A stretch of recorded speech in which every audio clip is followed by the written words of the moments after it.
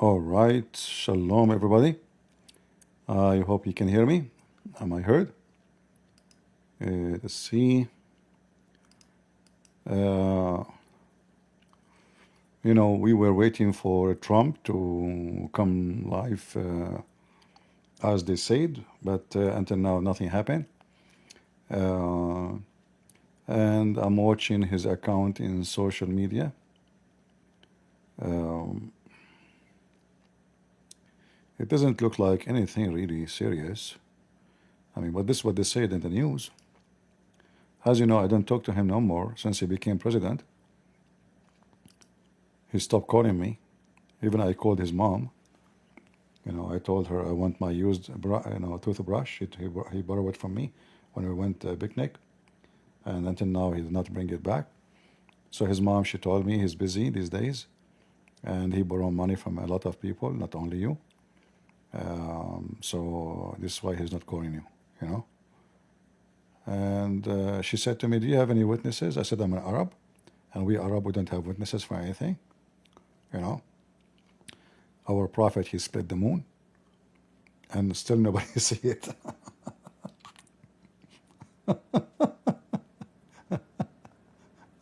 He split the moon, and still nobody see, no witnesses. Sorry, Yeah. Anyway, this is what he just posted about 1 hour ago, and looked like I don't think he is actually in charge of the account. I think people who work for him. There's no way. I mean, he will post this. All those social accounts. I think he have team who post, and he is going to put in the flag. Okay. Um, so until now, I don't see really what is 95%.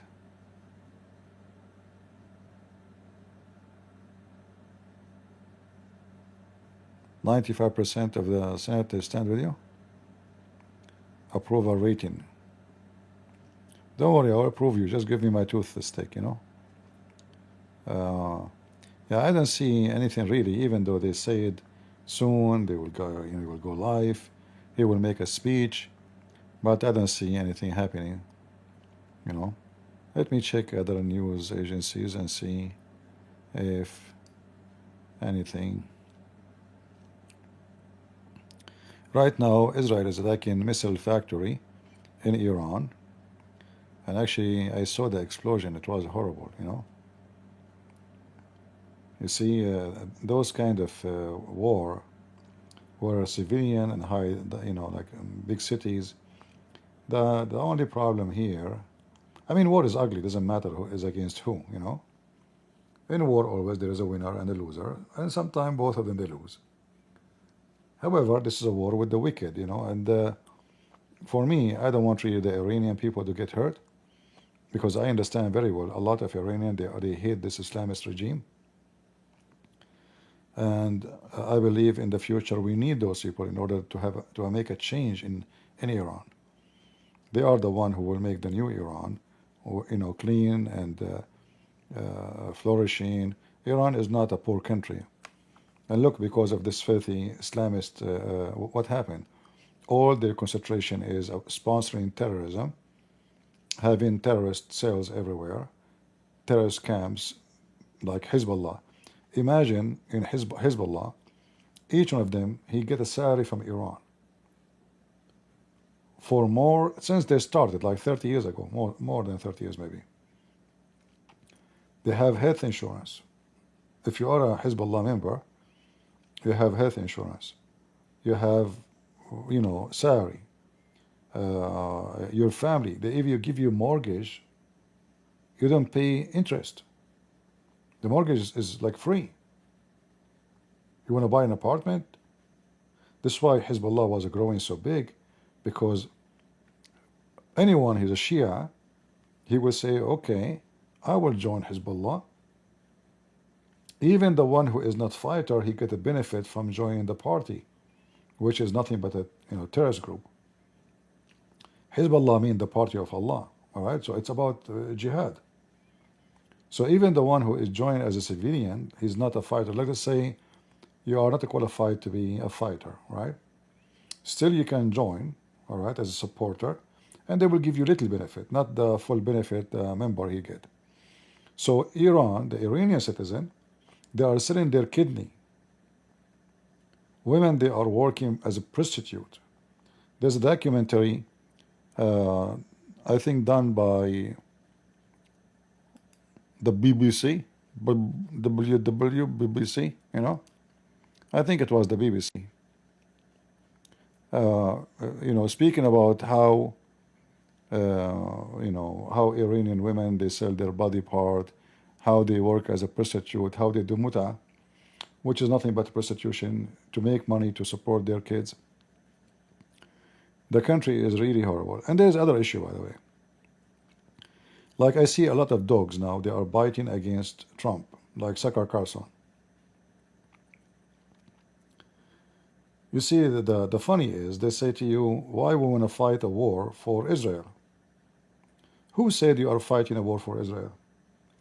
When Hezbollah killed 250 Marines in Beirut, was that war for Israel? When Hezbollah say clearly, death to America and death to Israel, and they say America first. America is the big Satan, Israel is a small Satan. How that is war for Israel? Their agenda is to destroy America and Israel. So let us say there is no Israel. Is Iran will be a better country with us? No. Because this is the very, like if I go right now,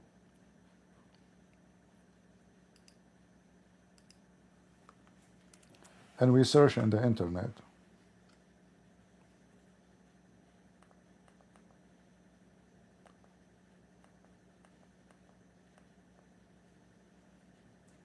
let us see.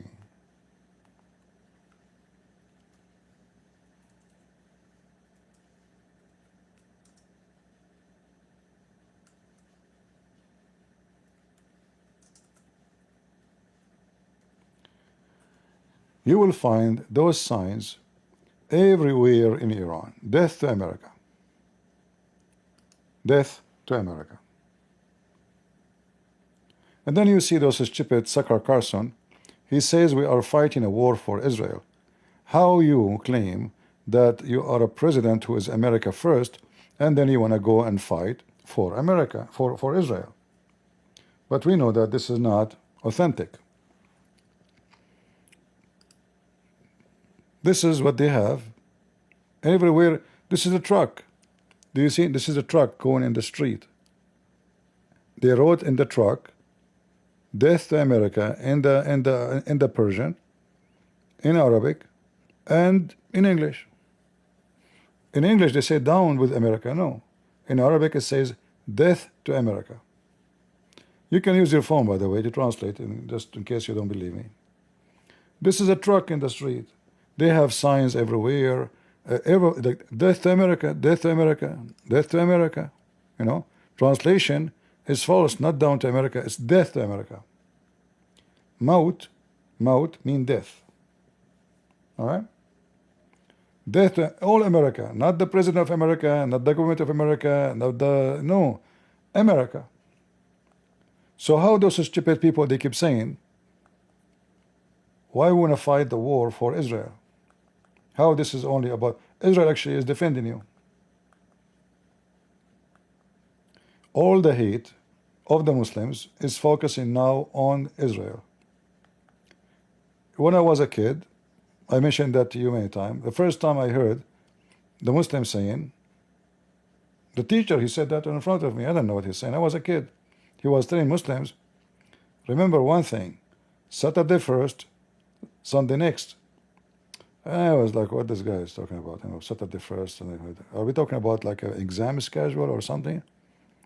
Then by time I learned, and then I remember when I was a kid what the teacher was saying, when I figured out that he's talking about we kill the Jews first, and then we kill the Christians second. And the Iran, they established this ideology everywhere. All what you see here in the sign on the street, Allahu Akbar in green. Second line in red, Al-Mawtu li America, death to America. Second line, death to Israel. The third line in red, curse upon the Jews. The last line in green, which is hard to read, it says An-Nasr al-Islam, victory for Islam. So those who say Trump, he is working for the Jews, when they burn the flag, they burn the flag both. When they attack us both. And because America is powerful, so they try to go after the weak one. Supposedly is the small tiny country is called Israel.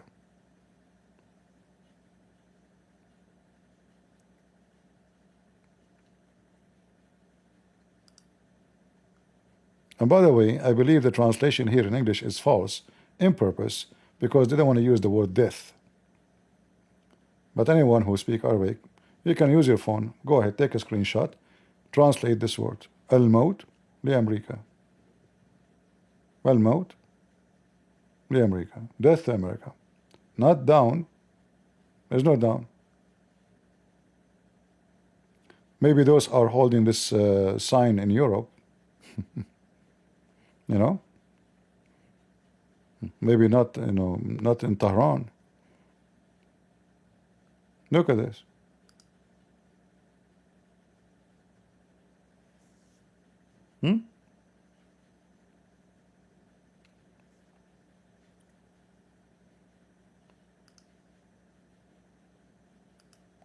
What Israel did to them? Nothing.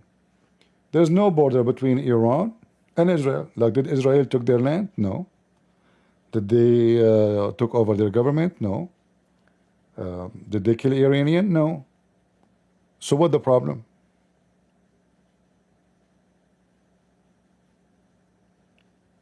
Why they want to kill the Jews? Simply, the Jews and the Christian must die. Those who speak about, they claim to be conservative Christian, like this Can Dance, this trashy woman, junkie. She have a cross behind her, and if you watch her video, she have a cross, big cross. But she don't care for the Christian hanged on the street just because they convert to Christianity. I can show you the videos right now. They publish it themselves. They don't even care. They bring them. They used, those trucks. They used to change the light in the street, the lamp. They use those to hang Christians. What is the crime? This guy, he was a Muslim. He became a Christian. So if you are a Christian, you should support punishing this regime. Those people don't have nuke, and look what they are doing. What they will do if they have nuke?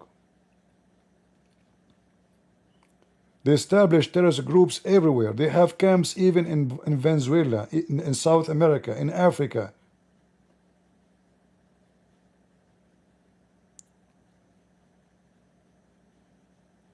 And they have a lot, by the way. They own a lot of businesses inside America and Canada. You see what they do? When a Shia person, he arrived to USA. Do you remember this guy, the Husseini, the one who debated me? Who remember him? Anyone remember? The scumbag?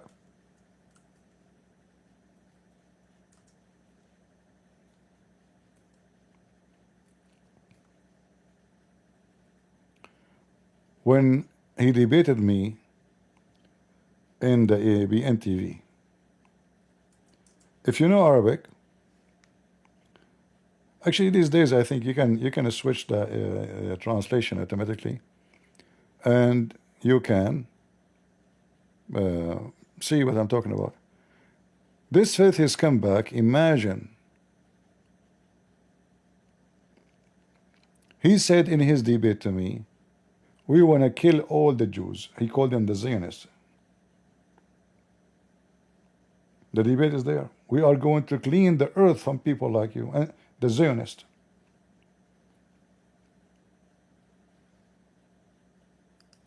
This guy, he was hired by the stupid dummy George Bush to be an Islamic consultant, a member of Hezbollah. He is an Islamic consultant. This come back.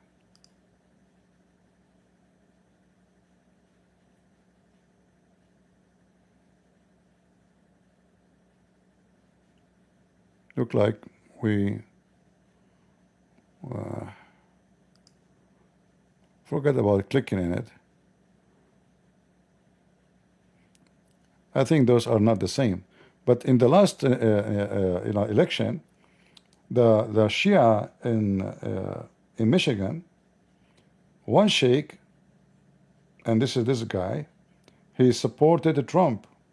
The other sheikh supported Kamala Harris. But why they do that? Both are Iranian agents.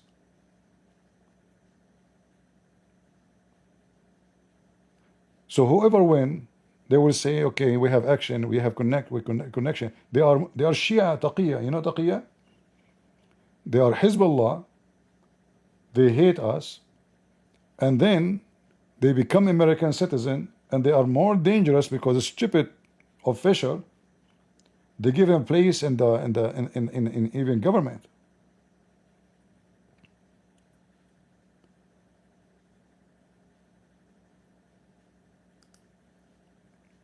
Go watch my debate with him. I made him shish kebab, literally.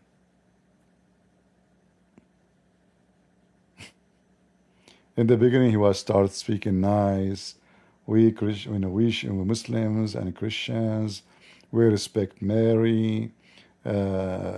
Prophet Muhammad taught us to live together in harmony. All this garbage, you know. And when I started, wiping the floor with him, right away he started barking like a dog.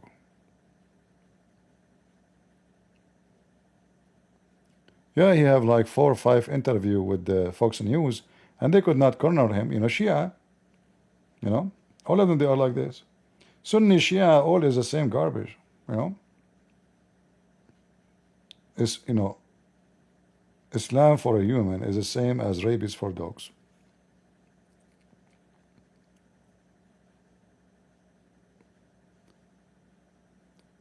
There is some channels actually, they have the debate, they have subtitle, you can watch it. And the funny, by the way, this is why I stopped going in this ABN TV. They told me, the owner of the TV, his name is Dr. Basim, he said, Christian, please, brother, don't crush him. I said, what do you mean? He said, like, can you be nice, you mean, so we can have him back again. It's like saying to me, can you keep him alive? Don't really demolish the guy. I said, but is there a debate? Are we going to have coffee or will we debate? So he said, it's a debate, but easy, don't break his nose and his head, and just I said, okay, but I am who I am, I don't know. I would try my best to be not harsh, but don't expect me to be, anything except I have to be victorious, because our victory here is the victory of the Lord. And then, each time I want to speak to somebody in their TV, they do the same. So I told them, don't email me no more. I'm not interested. That's it. What this, be nice and don't, please, you are very aggressive. Don't bring me here.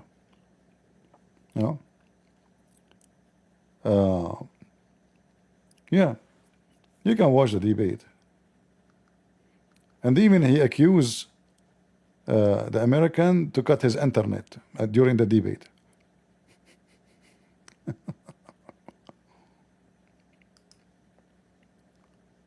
The American, they are cutting the, yeah, it's the same. All of them, they are Hezbollah, support the mullahs of Iran. Those guys now are shitting their pants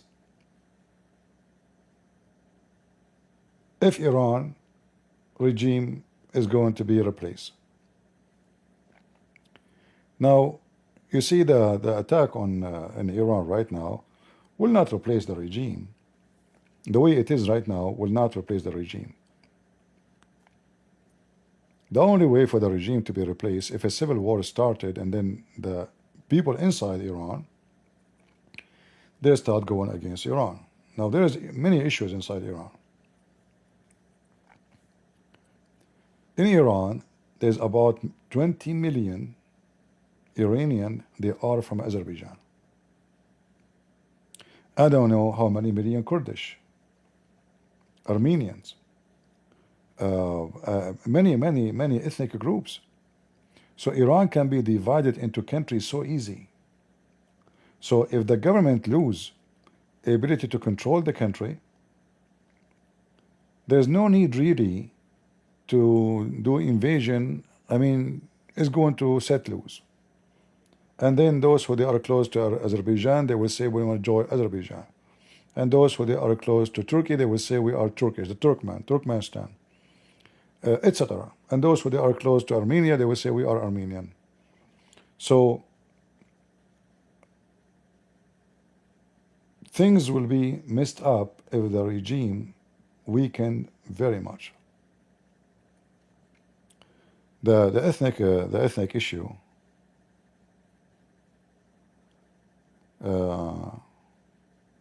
The ethnic issue is a big issue.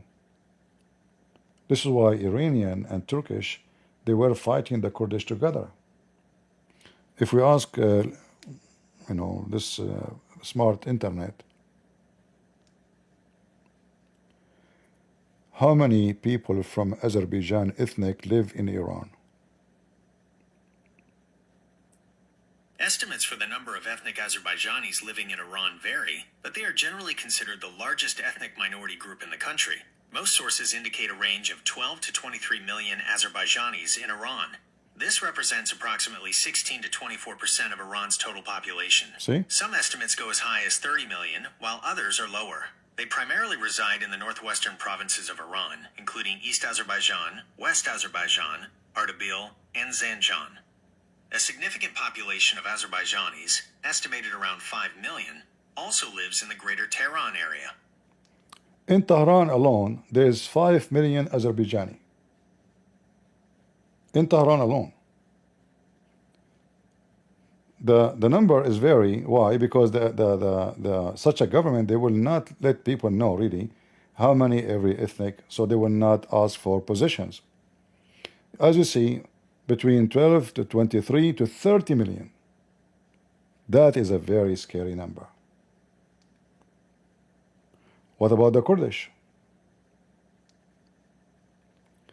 How many Kurdish ethnic live in Iran? Estimates for the number of Kurdish people living in Iran vary, but generally range from 9 to 12 million.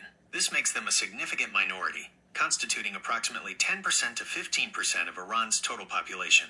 They are the third largest ethnic group in the country, after Persians and Azeris. Most Iranian Kurds reside in the northwestern regions of the country, along the borders with Iraq and Turkey, in provinces such as Kurdistan, Kermanshah, Ilam, and West Azerbaijan.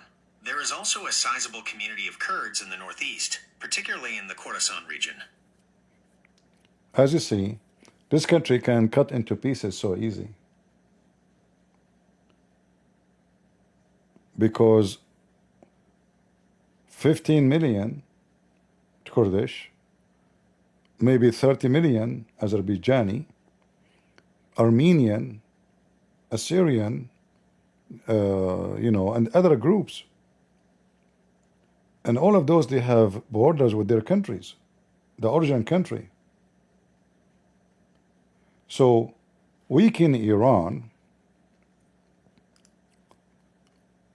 will make Iran as the way it is collapse. All right? There's bigger issues, than what people they think about. Everybody talk about Iran is strong, Iran. You know what happened in Syria? Like me, myself, actually, I did not expect the Syrian regime to collapse like way, but because simply I don't have anybody in the country to tell me what's happening. Only people who live inside, not TV station, not the media, not outlet. People who live inside is the only one who knows what's going in the ground.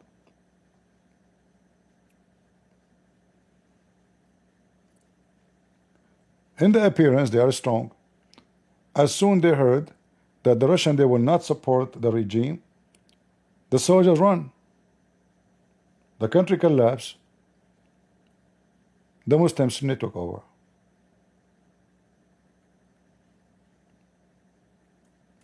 Because simply they are not really protected by their own.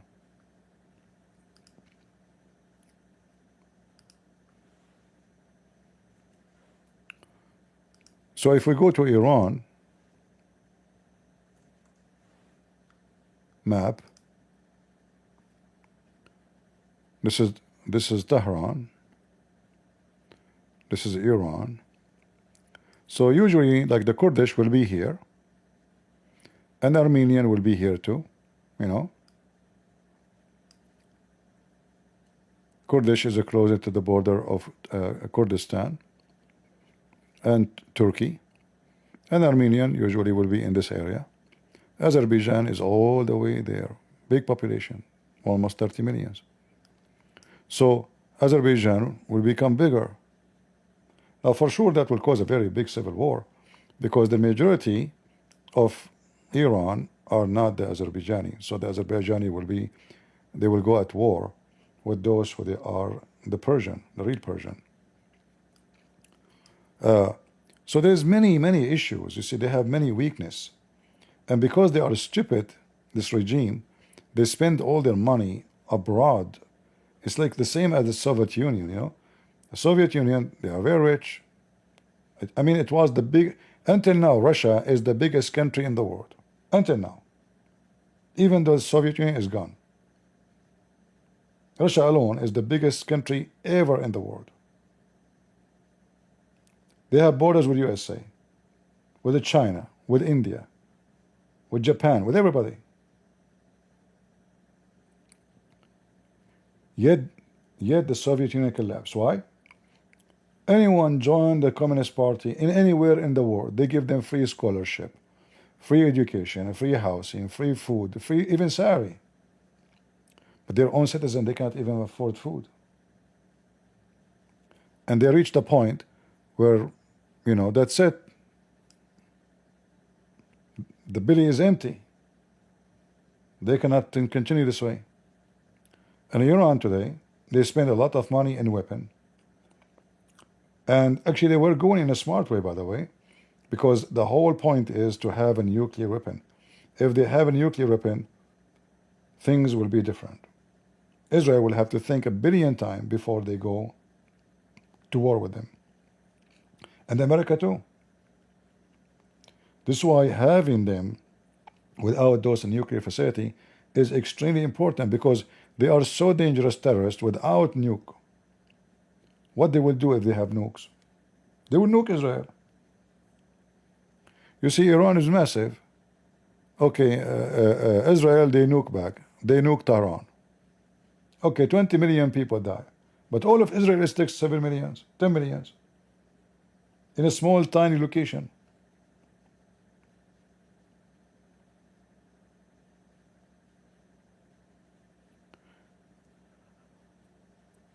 And they are not shy to say that we want to kill every Jew. Like they say they want to kill the American, but America is too far from them and they are too small to attack us. But when it's come to Israel, they will. They hate the Jews very much. And they dream to take over Jerusalem.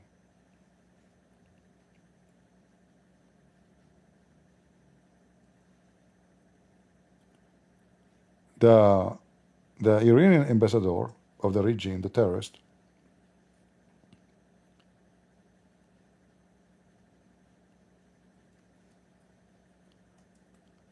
when he was speaking in the United Nations, he brought with him an image of the countdown screen from the street of Tehran. How many days left for Israel to be destroyed?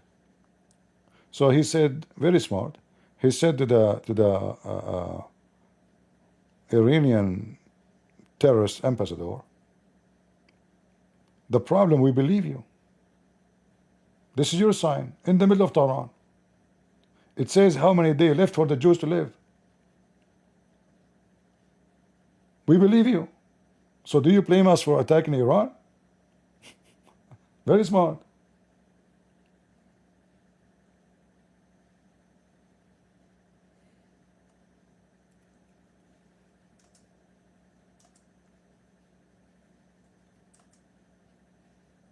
Let me find it for you.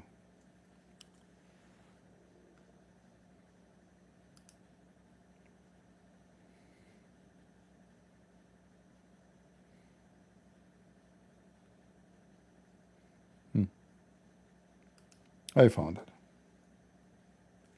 It's even electronic screen, you know. It's not like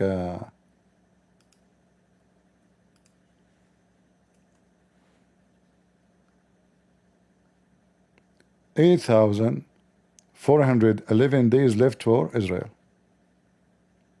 This is a video.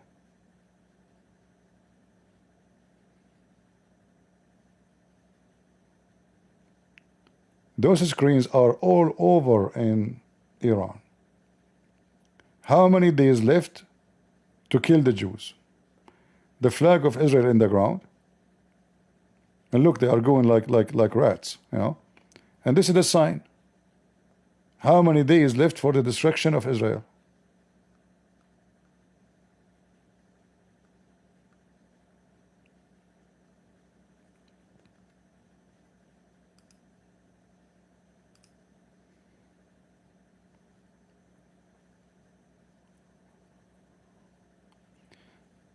Anything in Arab channels? Well, you know, the Arab, you see, the Arab are hypocrite. The most hypocrite people in the world are the Arab.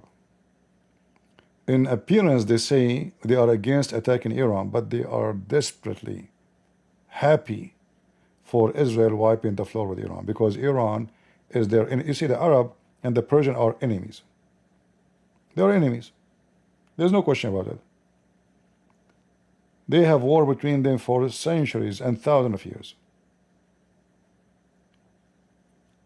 And because the Iranian are Shia, that make it even more horrible. So now they are Persian and they are Shia. Oh no. That make the hatred is nobody can stop. And Iran is not hiding their dream to take over Saudi Arabia. They want to establish again the Persian Empire, but in the Islamist version, not the Persian, which make them more scary for the Arab. Why? Because they're afraid under the name of Islam, they can subdue the Arab and make them work for them, like what happened in Iraq, in Lebanon. Those are not Iranian, those are Arab, because they converted to Shiaism, the same as the Shia in Lebanon. Now they follow the command of the mullahs in Iran. So they made themselves the commands of the Shia in the world. And they believe, in their belief, that you have to totally obey the Imam blindly. How about Raza Pahlavi? Well, you know, the crown prince of Iran. I mean, he live in USA. I think he's a good guy, but do he have support on the ground? I don't know. I went to his account today, actually.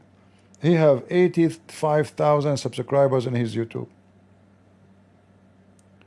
That is telling you, like, but maybe now the number will increase if the people they see, because you know they lost. You know, those Pahlavi family, they are kings for thousands of years. Those are royal family for real. Those are not Qatar and Bahrain and Saudi Arabia. Those, you know, Bedouin who take a shower once every 10 years, and now the all have changed their life. They have villas and Ferrari and all kind of. The Pahlavi family, they are really kings. I don't know if any of you actually saw their palaces. Astonishing.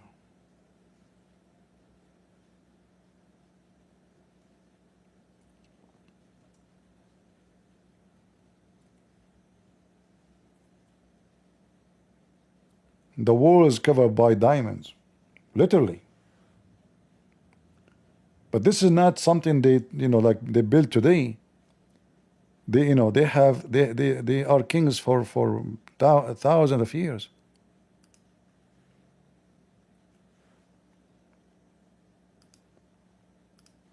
And the Iranian, they were stupid to believe, the Islamist and the socialist, that okay, we will get rid of the king. Look at this.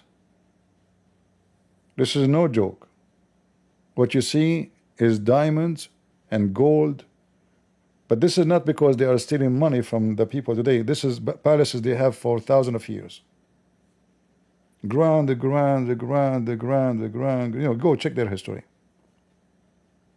Those are real kings of Persia. Not those, the prince of Qatar who is not a prince, a potato. Many of you are older than Qatar. I think Qatar established to exist, I think 1976, something like this. This is not, never was a country actually. Same as Kuwait, same as Bahrain. Those are not countries. Even Saudi Arabia never exists.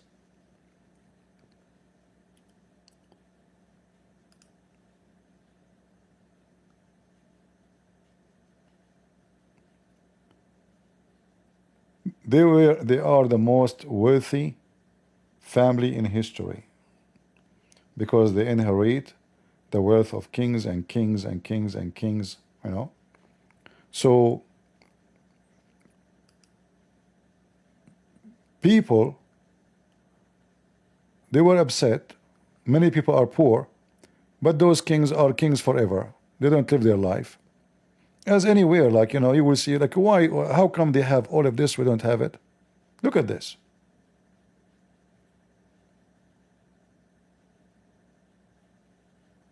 Nothing there is fake. This is not like those crystals, they get them from here and there, you see them, anybody can buy them. This is real jewelries.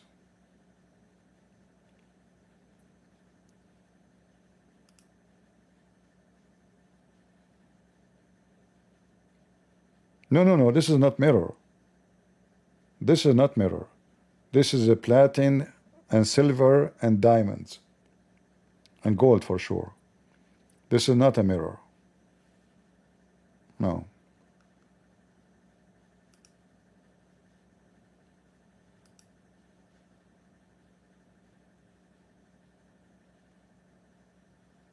Persia used to be one of the most powerful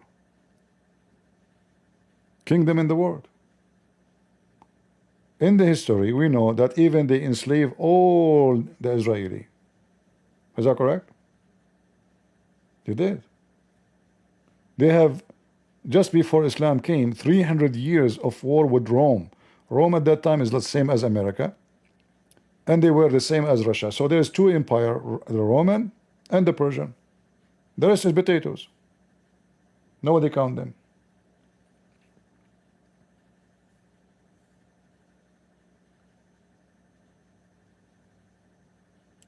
In fact, Iran never hate Jews until the Islamists came.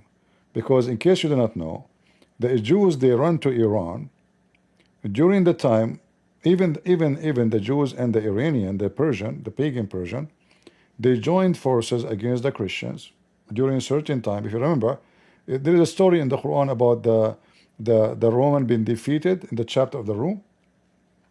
If you remember, at that time the Jews, they joined with the Iranian Persian to attack Jerusalem because they want to take Jerusalem back from the Christians.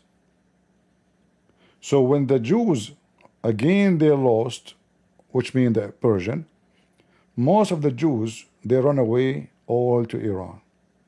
That's why there was a big population of Jews in Iran, huge. That's why Muhammad, he claimed that the Jews they will attack the Muslims from Iran. Muhammad, he claimed the Jews will come from Iran to attack the Muslims. All right.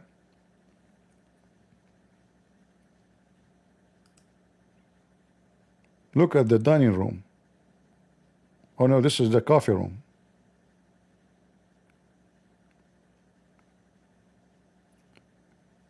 Trump is proud about his, like his little tiny villa in Florida.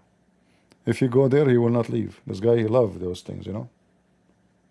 For me, I will not be comfortable, by the way. For me, I would love to own one day, if I got money, to buy a cabin in the wood with mountain views. I don't want to live here. This is very annoying. People who love those things, they will go crazy for it. For me, I cannot even. How you can open your eyes with all this shiny stuff? It's not comfortable. But this is how they used to be. This is how it is. For me, if I have money, give me some cabin with nice view of the mountains, or even a view of the ocean. That will be beautiful.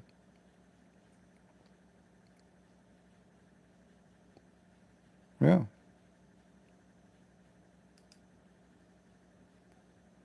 Those two used to be his guards, the Shah guards. All right, in the old days.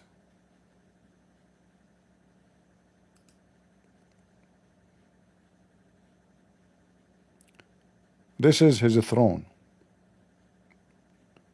This is the Shah throne.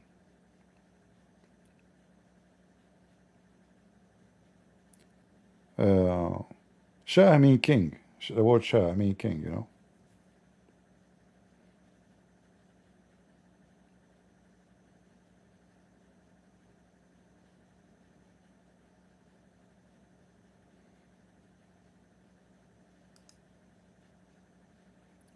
So Iran used to have a very amazing glory, before. And as usual, whenever the termite, the Islamists come, they will destroy everything. From an empire of history and glory and science, advance to a savage country.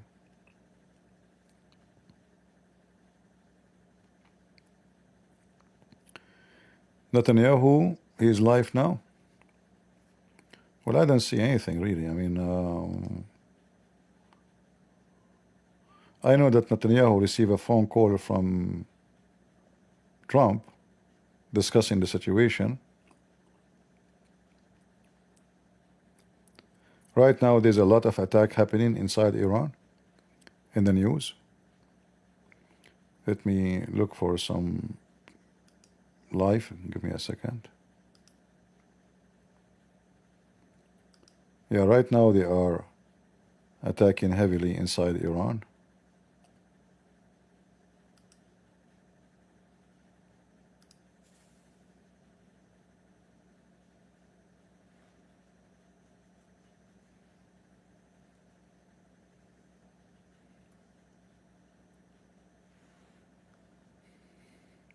You see, the problem when we play those videos, because we are using the videos of other channels, they can play a commercial over your video, like what happened in the previous one. I don't know which one we played caused this.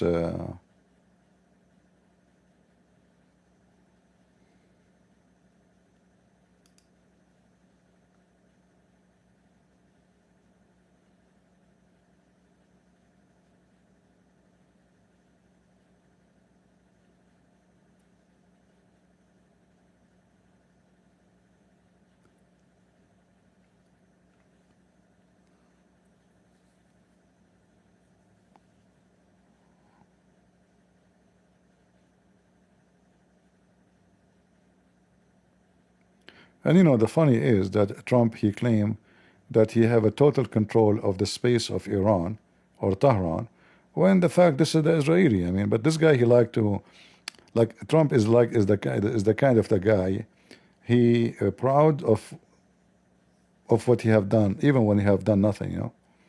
So the Israeli are the one making shish kebab. Trump, he claimed that we have full control of Tehran, and then days after, before, he says we have nothing to do with this, nothing. We are not part of it. Like how you say we have full control? Do you have full control if you don't, or you have nothing to do with it? Trump, Trump, he he say things sometimes coming from the moon. Uh,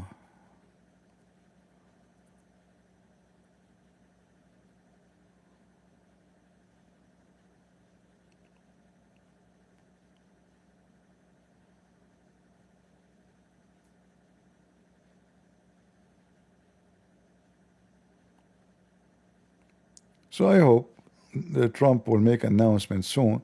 And for me, I think uh, Trump, he will not go into war as war. Mostly he will, he will get involved in a fast hit and run.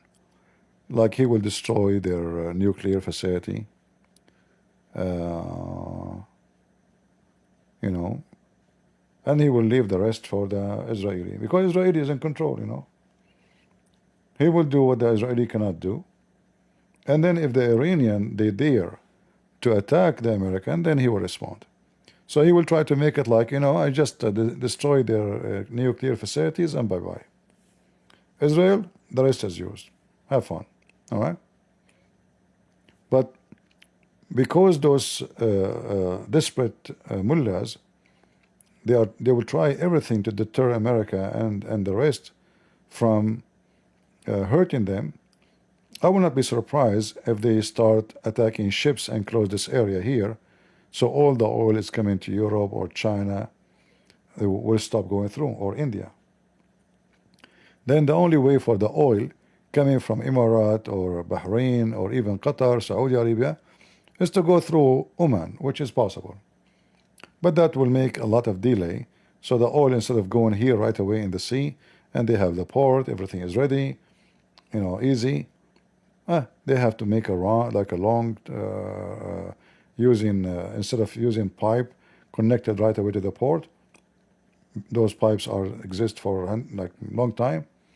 Now they have to use trucks, and that will slow a lot the import. And then they have to go here to Oman, and then from Oman they have to go here. And even in Oman, it's not really still safe, because they can shoot missiles at ships. So they will try everything. And I will not be surprised, by the way, if they find themselves like in the corner and they are dying, they will start attacking Emirat. Emirat is very close. Emirat is like, look, it's just a throw of a rock. So they can attack, already actually the Iranian, they occupy an island, it's called Abu Musa, which is very close to Emirat. It's just a few kilometers. Look, this is Iran now. This is Abu Musa, and they have it ready to load airplanes. I don't think they have any like stored missiles inside, but it can be a landing point to assist in the invasion into Emirat. And they can do it. Actually, if there's no American there, I mean, they can occupy Emirat in not even 2 hours, 2 minutes. They are no match. I mean, Emirat is so tiny, so small, and they don't have the army, even though they buy the most expensive weapon you can imagine, but they are no match, and the people are not qualified even to fight. You see, when you are spoiled, when you are rich, you are not fit to fight. People who join army are the poor, usually. When war happened, the rich people are the first one to flee. All those rich people, they claim about I'm American or I'm Canadian or all of them, doesn't matter which country, 90, I can assure you 90, maybe 80% of them. The second war happened, the second the war start anywhere in the world, they will be the first one to flee. Who stay in the country? The poor. So you can count on the poor, you cannot count on the real rich people. If a war happened in Emirat, all the Emirati, the rich ones, they will flee the country in the speed of light. Like what happened when Saddam Hussein occupied Kuwait. When Saddam Hussein, I don't know how many of you remember, Kuwait originally is part of Iraq. There's no country is called Kuwait, and never was exist. I know some Kuwaiti, they might be upset. What are you talking about? Yes, it's true. Never exist. This is Iraq. So Saddam Hussein, he says in history, well, this is our land, and there's a lot of oil there, and we can take it in 15 minutes. Not even 15 minutes, 5 minutes. He took it. He attacked at 9 a.m. By 11, by after 2 hours, he have full control. 2 hours. Actually, he took it way less than an hour, but in 2 hours, I mean, and the whole country became empty. All the citizens of Kuwait, boom, are gone. They drove their cars, they went all the way to Saudi Arabia.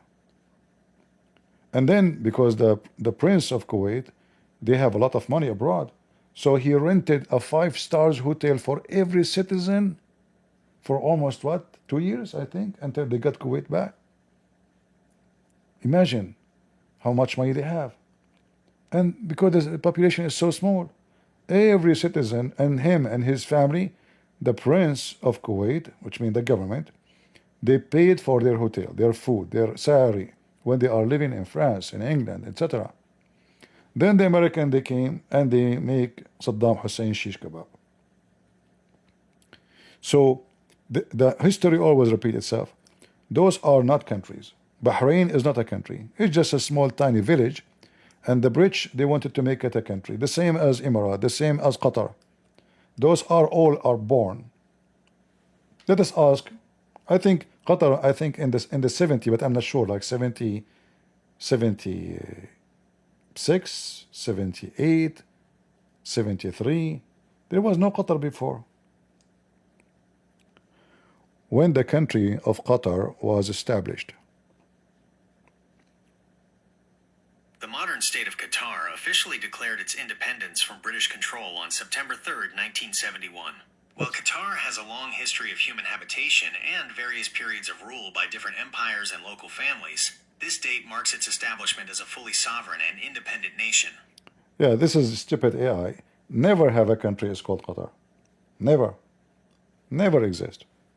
Tribes, a bunch of Bedouin, and they are even the Bedouin who live there are not from there. They are not. Same as Bahrain.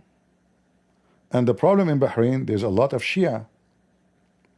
And because there's a lot of Shia, the Bahrain, they are bringing people from Pakistan, give them citizenship, so they can balance with the Shia population. And in the top of that, they build a bridge.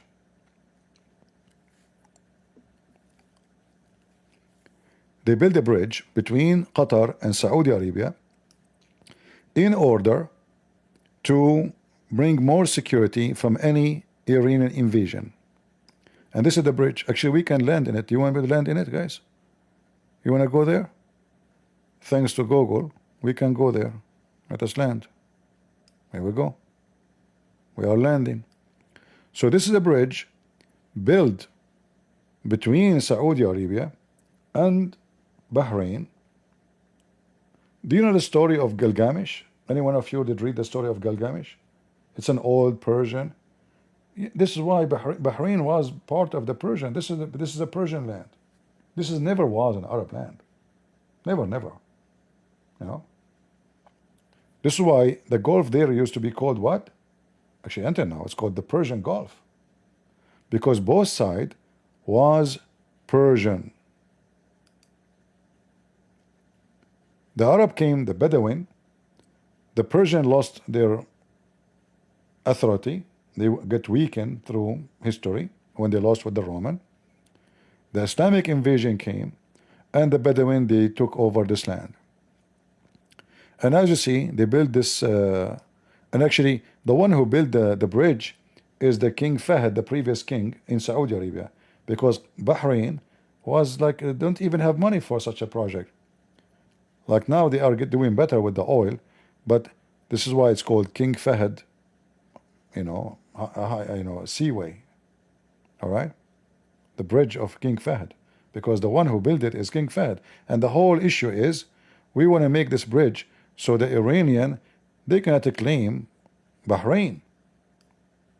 But we know that this will not work, because if the Iranian attack, they can take Bahrain as easy as chewing a gum. I mean, this is not even a country. Let us ask the smart AI. Man, I'm not. I will become addicted. I mean, it's easy. Why want to search? What is the population of Bahrain? As of mid 2025, the population of Bahrain is estimated to be around 1.64 million people. It's worth noting that population. Shut up. What is the population of Bahrain based on religion, Shia versus Sunni? It seems there might be a misunderstanding in your question. Yeah, for sure. You're stupid. I mean, no wonder they call you AI. You know? Listen to me carefully. Do you understand? I want to know what is the population number of the Sunni in the country of Bahrain versus the Shia. Unofficial sources and various estimates suggest that the Shia population in Bahrain is larger than the Sunni population, though See? the exact figures vary and have been subject to political considerations and demographic shifts. Here's a summary of estimates. Most common estimate, many sources, including unofficial ones and NGOs, estimate that Shia Muslims constitute approximately 55% to 65% of the citizen population. See? They are the majority. The Shia are the majority. Yet the Sunni are controlling. And the Shia are treated like dogs. You know dogs? They don't give them jobs. They don't share the oil with them. They don't share the wealth with them. They treat them like dogs. They have poor street, poor houses, no schools, and they don't even give. If one of them want to get a passport, they give him hard time. If he apply for a job in the government, no way. They are bringing people from Pakistan just because they are Muslim Sunni to serve in the Sunni army in Bahrain, and they give them citizenship after they serve for like 10 years, but they will not even give citizenship for the one who lived there for centuries, and they are Shia. So this is why Iran was hoping that they can one day make the Shia take over Bahrain, and then the Shia, they will say, we want to make a reunion with Iran, and that will make Iran just few hundred meters away from Saudi Arabia, from Qatar, from everybody. So each one of them, he have a dream to accomplish.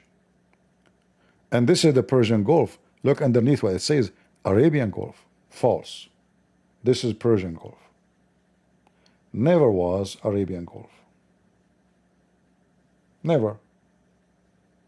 So the Arab, they are fighting to call it Arabian Gulf. The Persian trying to keep it as it was, Persian Gulf. And now, because of what's going on, if the American, they join the Israeli, I'm not sure what they will do.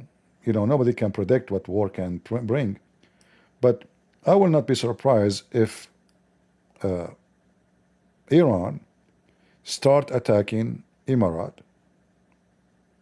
and Qatar and maybe Bahrain. It's not important target, Bahrain, but Emirat and Qatar are very important. I think they will avoid Saudi Arabia because Saudi Arabia will give them a bigger problem, but they might leave Saudi Arabia attack to the Houthi. So they can be, because the Houthi, they have history of raining missiles the same as now between Iran and Israel over all the oil refinery in Saudi Arabia. Remember here, the borders of Iran, of Yemen with Saudi Arabia is very close and very big. Like you go to Jizan, I don't know how many of you knows, if you ever been there. It's a very, like it have a very tropical weather, and it's mountains area, and Jizan is, it always was part of Yemen. So the Yemeni always wanted to take back Jizan. It's like, you know, now California, those Mexicans, they want to take back California. They want to take back Mexico because it was used to be part of Mexico, you know. So, and they are Shia. You know, there's a lot of Shia, all the Houthi, you know, we spoke about them before. They are Shia and they take command from Iran. All right. Is the information we are sharing is valuable or boring for you guys?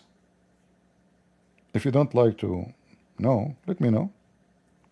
We can watch cartoon. You know what I mean? I mean, I went online today like to see what is life. I saw all kind of weird, stupid people. Unbelievable, scary. Internet is scary.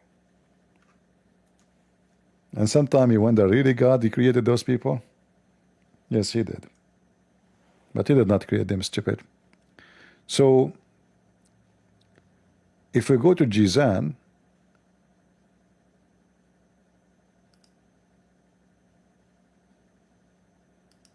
let me show you Jizan in the map.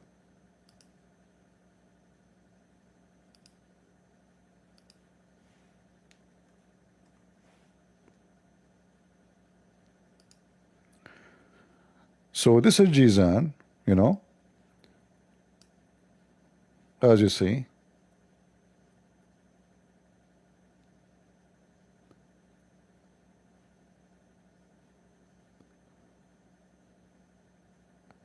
And now when we go out, you will see what I'm talking about. And this is Yemen. This is Sana'a, where the Houthi control, where the majority are Shia, who they are under the command of Iran. So now Iran, if really things go bad, so bad, they are going to close. Remember, Trump, he was bombing them for almost 3 months. And then he made them surrender in the way they agree not to hit any American ships when they go here. 3 months of war happening between the Houthi. Now the war here, it was just, you know, bombing them, etc., you know, not like going in the ground. So finally, just I think a month ago, the Houthi, who they are nothing but Shia militant of Iran, agree not to shoot any of American ships. But until now, the Israeli cannot go through. They have the capability of shooting any ship. So easy. Look how deep, I mean, how narrow is this area. Very easy, you know. The ship have to come easy to the ground, to the shore area. So they have control of this area. So Iran now, if things go wrong, and this is why America and Europe and many, they are afraid, because they can block this area here, and they can block this area here. So if they try to send the oil, which used to go from here and go here, anyway, it is going to be blocked. So Europe will struggle badly from losing all access. So now all the Suez Tunnel, which is here, as you know, which is a major, you know, lifeline for business, trade, ships going through all the way to the Mediterranean. So I think this is what Iran will do as soon as they feel that they are really totally, are like things going really bad. They will command the Houthi to close it. Now, when the G7 they met just yesterday, they were discussing how Canada can replace the oil which is coming from here in case something happened, because Canada have a lot of oil and gas. America too. America, we have a lot of gas, you know, like in Pennsylvania, etc. A lot of it. So they were discussing how we can replace the oil which is coming from Emirates, from Saudi Arabia, from Qatar, by Canadian. And I think now they are preparing for that heavily.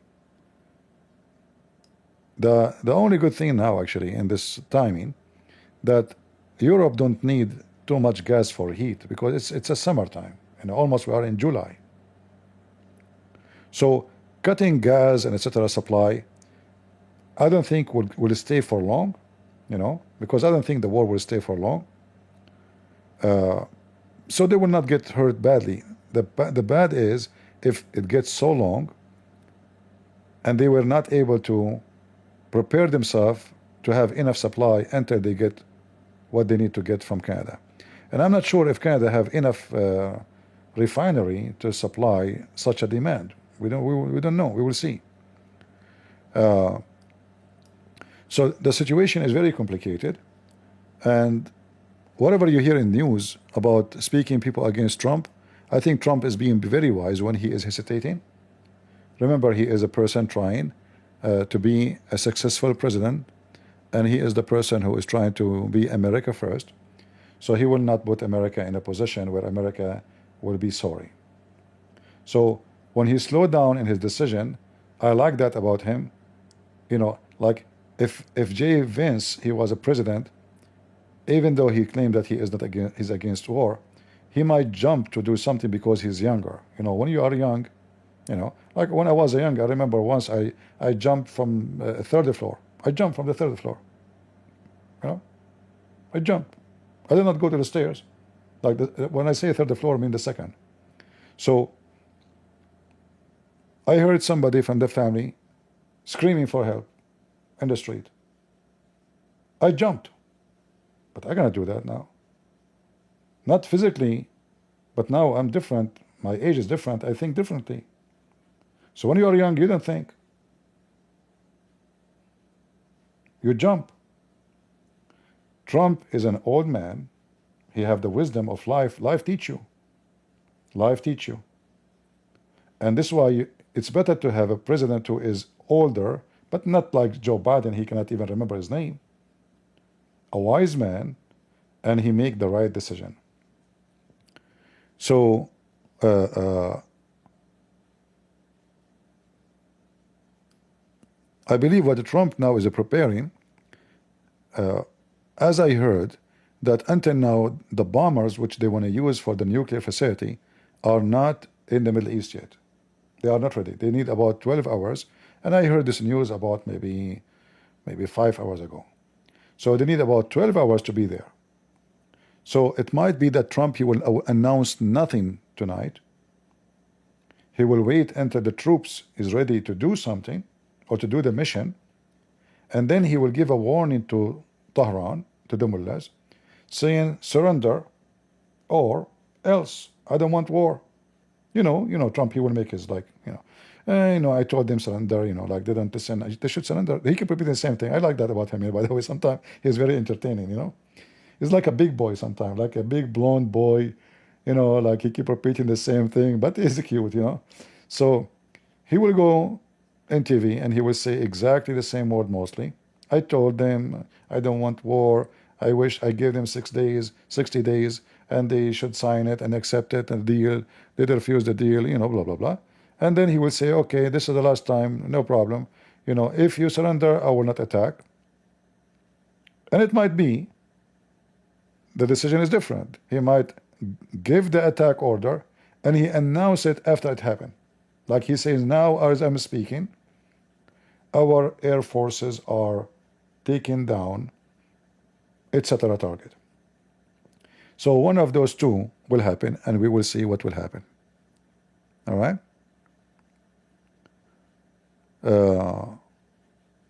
Yeah, but those are sectarian Islamist, ruling. The word surrender is not going to work because that will destroy them even if peace happen.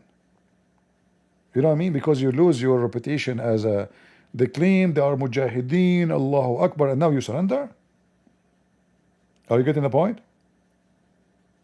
So the fantasy, like Hezbollah, if we go to Lebanon,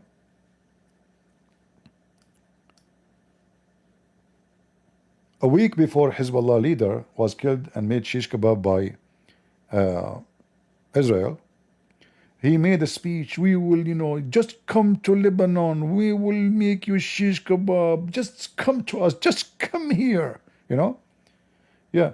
So all their propaganda is based on what? In a fantasy of power.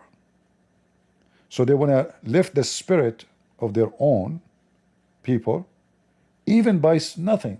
Like inside, there's nothing but gas and balloon, like fart. One needle, boom. But this is their nature. Big speeches. When the war happened, nowhere to be found. They are under the ground. We want to kill the Jews. Allahu Akbar. The Jews are coward. Like, the Jews are coward. Okay, here we go. They come to you. Where are you?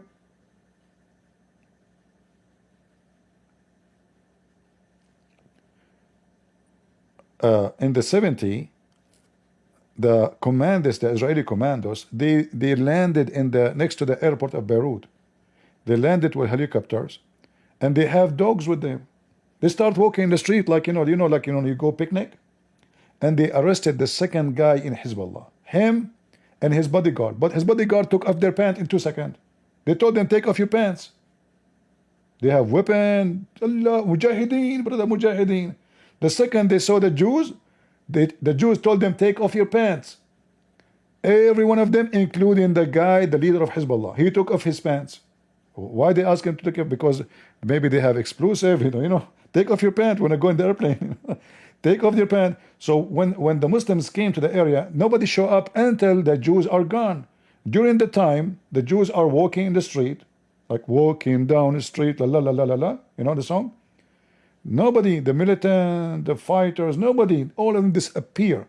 When the Jews are gone, half hour after, the fighter came in the street, Allahu Akbar, where is the Jews? Where is the Jews? They found nothing in the street and the highway except the pants of their leader. His pants only left.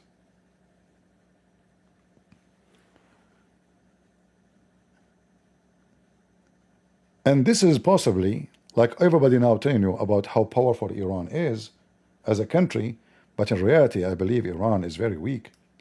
Doesn't matter how many missiles they have. You see, if Israel can handle shutting down their business and their economy for, let us say, 1 more month, I mean, this country is shish kebab.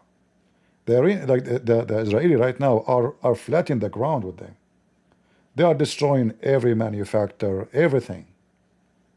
I mean, they are just, it's like, let us go play. Their sky is open. The Israeli, they have their drones is flying like for fun. Like wherever people move in the street, they see everything.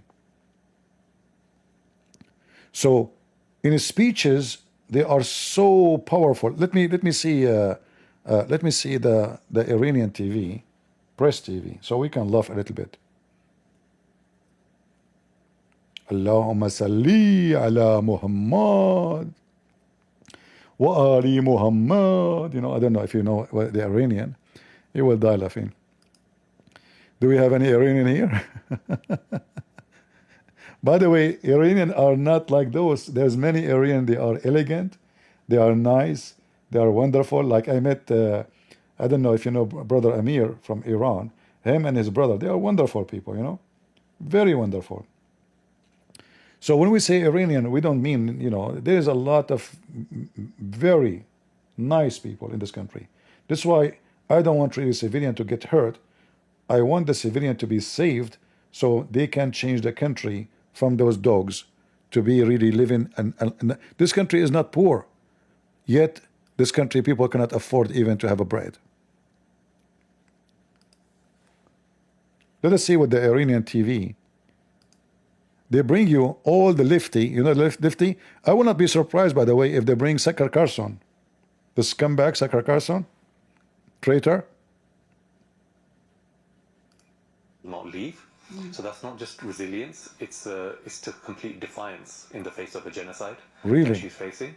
And it's a moral stance that even if they destroy everything that you have, everything that you love, they destroy your home, they destroy your family, they will not erase your identity, they won't erase your land, and they will not get rid of her will. I mean, this is always, excuse my language, this is always their shit. They are hiding. By the way, this is not the studio. They cannot even have a studio no more. Their studio is burned, And now they are claiming that they are the one who protect Gaza. Nobody killed so-called Palestinian as much as the Iranian regime. I can take you back on time. Let me hold on. Let me do that. I want to show you what they did to the Palestinian, so-called Palestinian. in Beirut. The Shia themselves, the Hezbollah.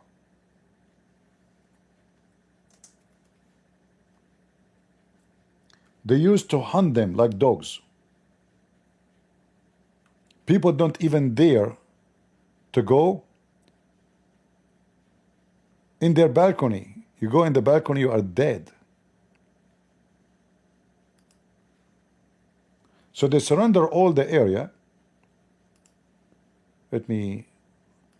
I will try to find your videos. You know, we don't want to be flagged. You know the thing. As Joe Biden, Prophet Joe Biden said, stupidity upon him.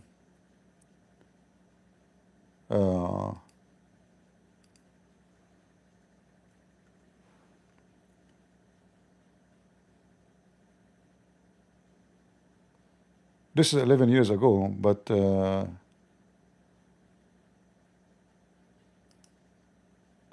this is not 11 years. This is very. This is not in Lebanon. This is in Syria. Yeah, same. You know, the Shia, they surrounding them, and they no food, no water. You see, they are complaining about Israel. There, they stayed for like years. People, they have to eat weeds. And when I say weed, you know, not the weed, the people they smoke, you know. I'm talking about weed, grass, whatever, you know. This is, you know, maybe a documentary about the war in the camps of Beirut.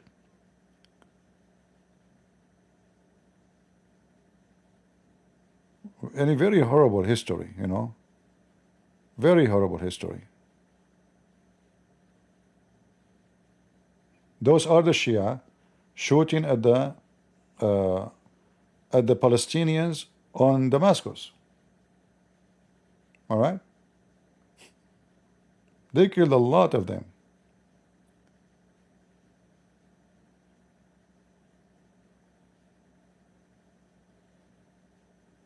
I mean, I wish we can play some videos, but we have to be careful with the, you know.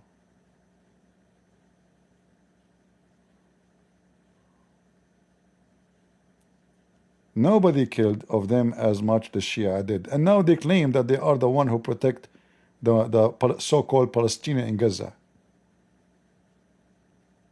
Unbelievable hypocrite. They even use chemical weapon against them.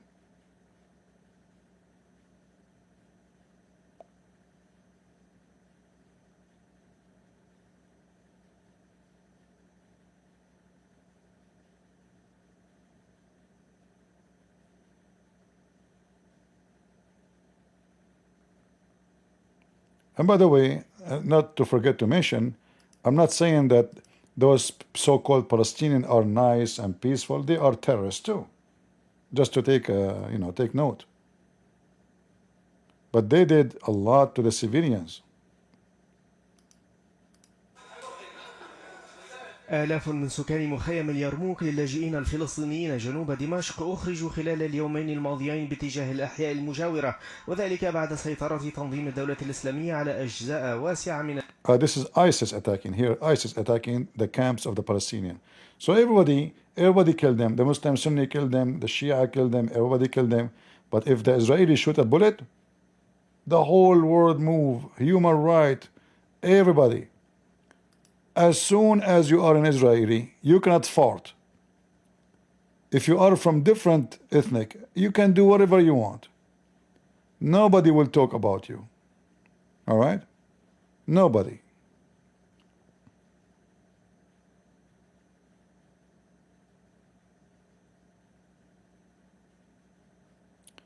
This is the Middle East, my friend.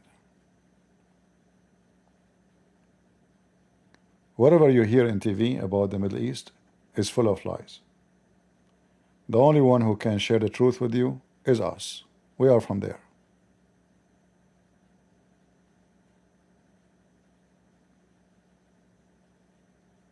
You listen to those who you see in TV, you hear nothing but even Fox News, they lie. CNN, they lie. I mean, every TV station, because all of them, they have, you know, like an agenda which is not really truthful agenda. Those 50, when they go in the street, they want to support Hamas. If they go to Hamas, they will rape them. Just let them go there. This Swedish girl, what's her name? If she go there, she will be raped by every member, every citizen of Gaza. She will leave the country and her belly is full of babies and semen. It's reality. Rumble is not working. What about I can do? Okay. Guys, did Rumble stop working? Yeah, look like Rumble did not even work.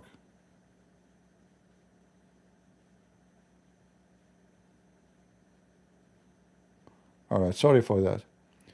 Maybe because we were late to go live, you know, based on what the schedule.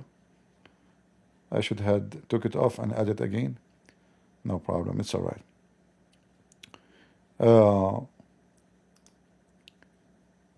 If you are here new, first time here, don't forget to subscribe. Our channel here is not, you know, blah blah talk, you know. Here we have a real education and we are truthful with you. I will never lie to you, because, you know, why in the world when you listen to somebody when I lie to you? If you go right now and check in YouTube live, all the channels speak about life. You will, when Trump he do something wrong, I say he's doing wrong. People know me. I don't side blindly. I side with the truth. As our Lord, our Savior said, the truth will set you free. Never side with the person, because people do wrong, including me. So you side with the person blindly, you might side with the wrong. So you always have to side with the truth. What is right? And how you know what is right and what's wrong? Our Bible, not Christian Prince. I share with you what I know, but your guideline, you have one master, one Lord. His name is the Messiah. From their fruits you shall know them. So we share with you reality. You will see many people, they say to you, oh, you want war. How good Christian you are. Those arrogant didn't know that the Bible says, the Lord says, peace for those who love peace and no peace for the wicked. And if you don't go after the wicked will come to you. Why we have police in every country? Because there is wicked people. So those hypocrites themselves, if you say to them, somebody come to your house, what do? Somebody want to come and rape your woman. What you would do? You would pray to Jesus? Is that what Jesus taught you?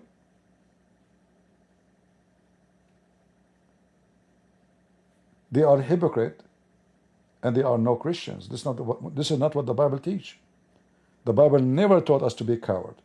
It's your duty as a Christian to protect the weak, not to watch them dying. When the Bible says the Lord, he says, don't fight evil by evil. Well, evil by evil is to be like them. To attack, to rape, to attack, to steal, to attack if you are doing justice. This is a different story. And as you see, those people are evil. They are wicked. If I show you how they pray, what the Muslim they pray in the mosque, what they say, shall we listen? Listen. Don't listen to me. They will tell you the truth. This is Louisiana.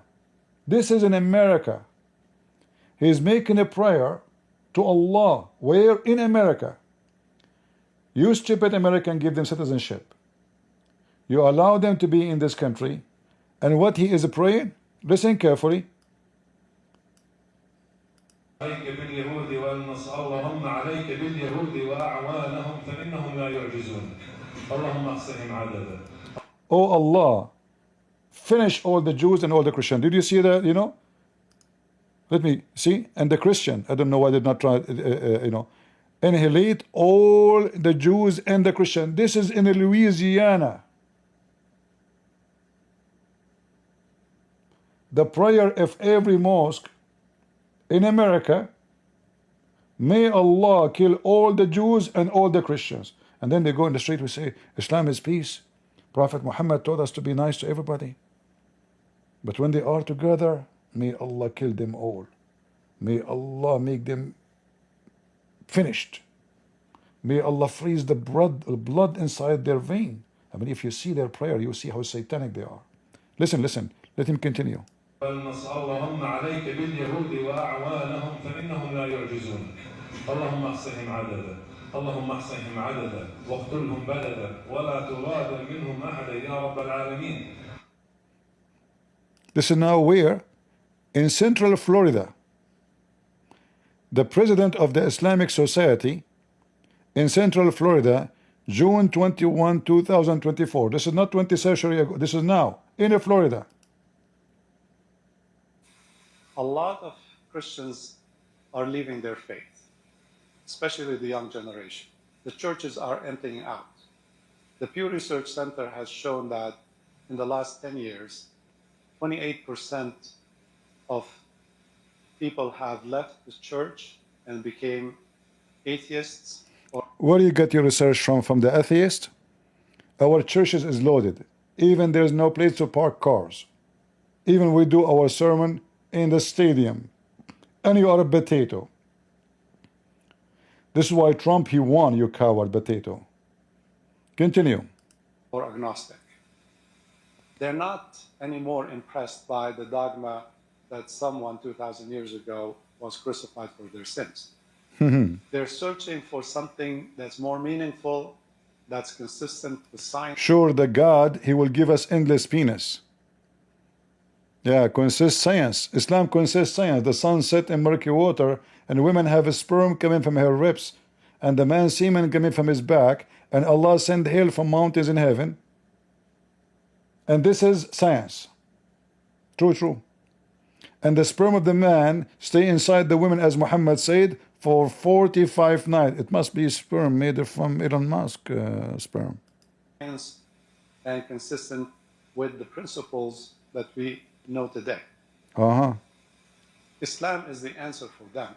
Correct, correct. And we are jumping on the opportunities that as these churches empty out, instead of spending larger amounts of money to build our masjids, we are buying these churches. See? We bought 3 churches so far, converted them to masjids, and now we have one. You know, the stupid Muslim, they think if a church is for sale, you don't know that in America, church is a private owned by the ones who make it a church. They moved to different place because they got bigger, or maybe even the cost of the church became too much. So they put it for sale. Those people, they think they are doing jihad now. Okay, their church for sale. Let us buy it. So we can use it for propaganda. You see, this church used to be church. Now it's a mosque. Alhamdulillah. They are evil even when they speak about their religion. We are buying with a school to make it, because we have to serve the same people. The people who were part of that community, one day they will be Muslims. Sure, sure. So we'll make it into a masjid and an Islamic school for our children and their children, inshallah. 100 years ago, they invaded the Muslim world and they built missionary schools and destroyed Islamic schools and masjids. True story. Today, we bring the favor back, See? turn their churches into masjids and their schools into Islamic schools. Bring the light of Islam to here. We're able to buy ready to go institutions that have been there for a long time, but they emptied out. And now it is time to be filled with Muslims, with reverts, converts.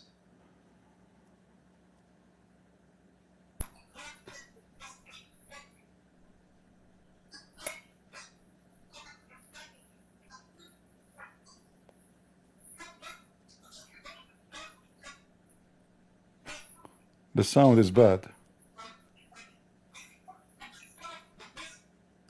By the way, when the Muslims, they say about LGBT, nobody support LGBT in America as much as Muslims. Go check Ilhan Omar and all those who they are Congress from the Muslims. See they dance with who?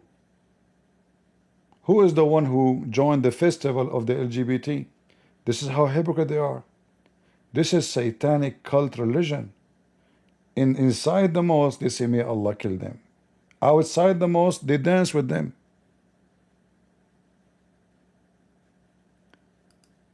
This guy, we can't even hear, you know, his voice.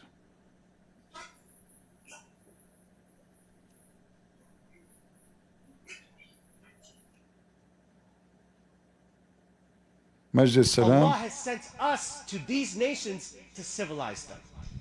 Sure. Look, That's why Allah has sent us to civilize these people. Yet the media makes us look like the barbaric ones. The reason they don't want you to be successful is because they're jealous of what you have. sure. The Christians, jealous of what you have. Their nations, their religions are dying. So what they had to do, they had to change their religion.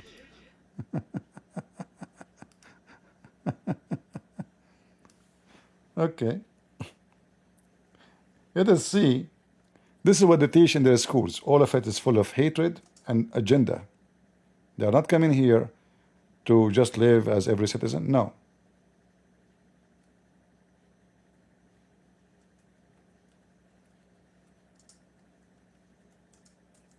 But let us see.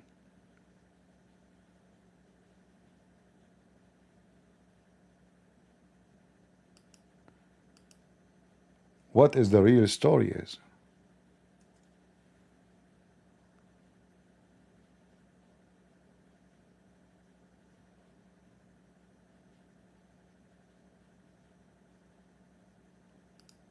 I mean, I was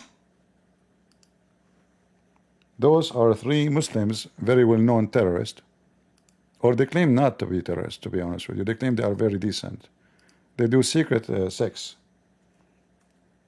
I mean, I was reading something from Pew Research that said in America, 24%, 24% of Muslims apostate. As much as we say Islam is the fastest growing religion in the globe, I want to tell you something that I've studied.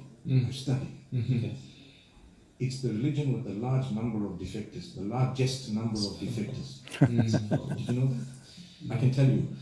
That doesn't mean the number of defectors is more than the number of those who enter, but from all others, those who are leaving Islam, and you don't even know, people are living in your home, and it's second, third generation in the Western world, they're not even Muslim. They're not even Muslim. They don't care about Islam, but their name is Muslim, and you think they're Muslim because they're in the situation.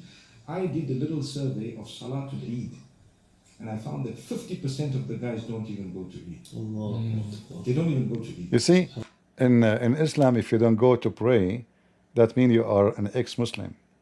So 50% don't go even to pray. All right? But anyway, this is not our topic today. But this is to show you that, you know, when they say to you about Iran and the Islamist, getting rid of any Islamist regime in the world is a good act. That's why I don't like Trump. He is lifting the sanctions in this filthy regime in Syria right now. That is a big mistake. They think the tail of a dog will be straight one day. In the Middle East, we say, if you put a tail of a dog between, like in a frame to make it straight for a century, and you take the frame out, the tail will bend right away. You cannot make any Islamist group, good group, for Islam is filthy. When you partner with the devil, never expect blessing. Good, for this is the devil. It is reality. Anyone have a question for me? I'm watching the news. There's a lot of news coming from Iran. The Iranian, they are really being hit very badly. Like I see now in the news, they are saying that the Israeli, they hit a manufacturer for missiles. It's called Khajir. And they hit the Imam of Al-Hussein, the military academy of Imam Hussein, which is belong to the Revolutionary Islamic Guard. All right. Cross liquor. Yeah, I never saw a Christian licking a cross, but I can show you Muslim licking vagina. Isn't it the black stone is a vagina? Do you want to call me? We can talk about cross liquors and vagina liquors.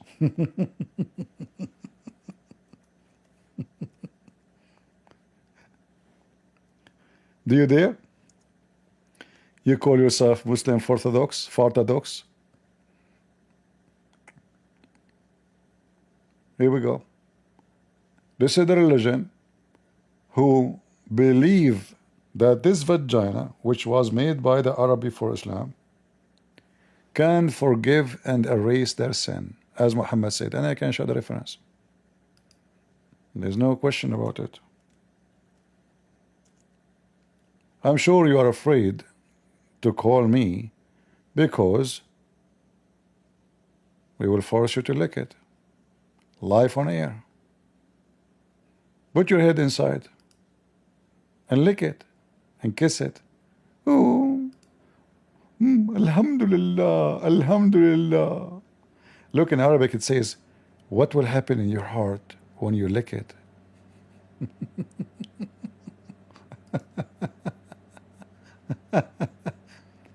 And by the way, I'm not exaggerating. This is what their book says, that the black stone was white like milk, and it blackened by the menstruation of women. What they are talking about? The Arab used to go around the Kaaba totally naked. Naked. Men and women, especially women who want to have babies. But because they cannot have babies, they still have menstruation. So during the time of menstruation, they come and they touch, they go naked. Let me show you. Totally naked, nude. You know what nude? Nude, you know.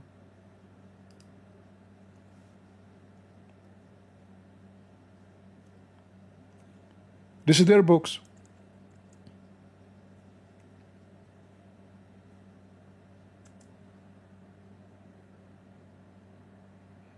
All right? This is very authentic. This is their books. The people who do Hajj, you see the Hajj just finished. This is how they do Hajj. They go around the Kaaba totally in the state of nudity. What state? Of nudity. Wearing nothing. This is a very pagan practice. Sexual religion. Wearing nothing. So the women, she want to have kids. This is why you see the image here is made in the shape of a vagina. It is literally a vagina. You might think, oh, this guy is a Christian, he's making things. No, it is a vagina. This is a look at it.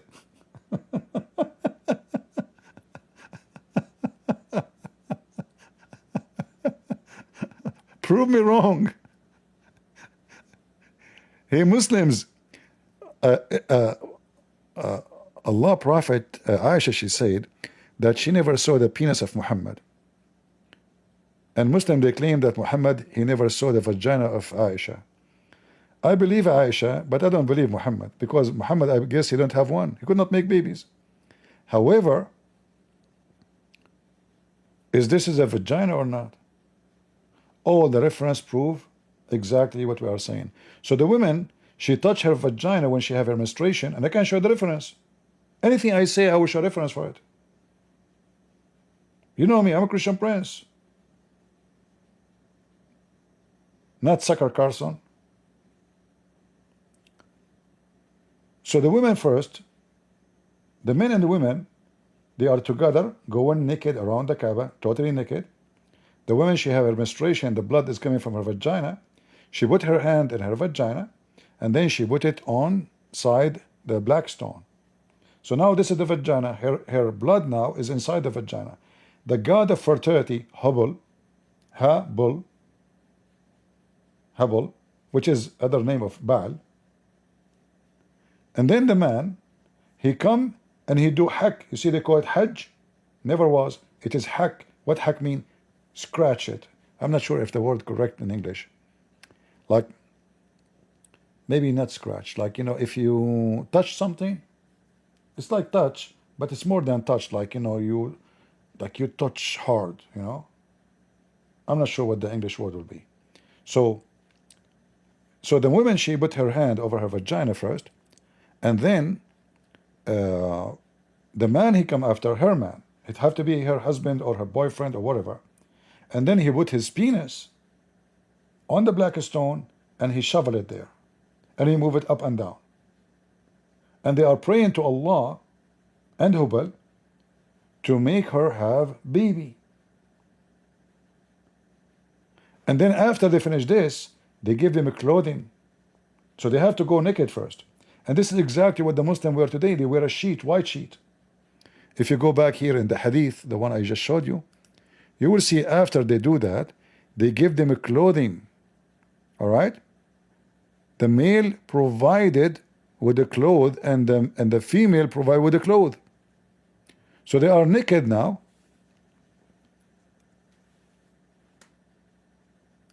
And after finishing shoveling, you know, she put her vagina blood inside the black stone.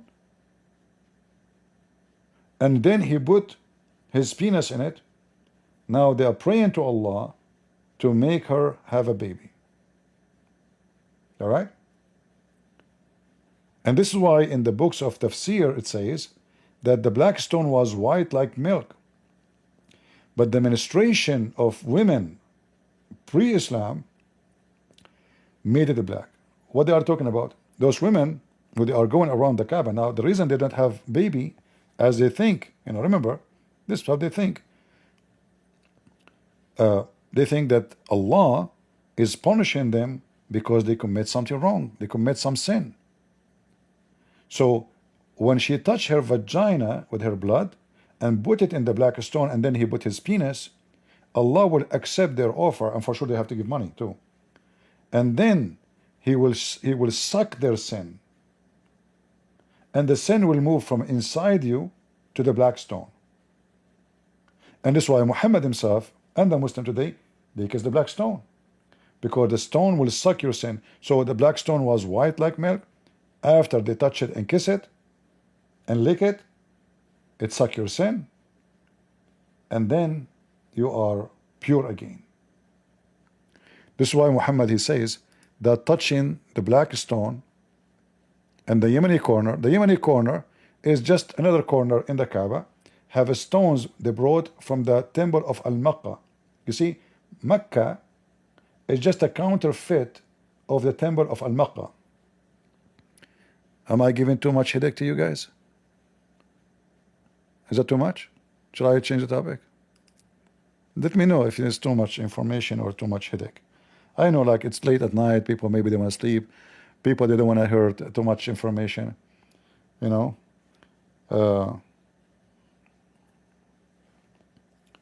So Mecca is resemble the temple of Al-Makkah, which is located in Yemen.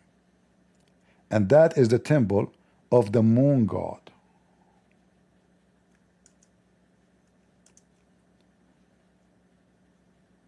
You might think it's a different name.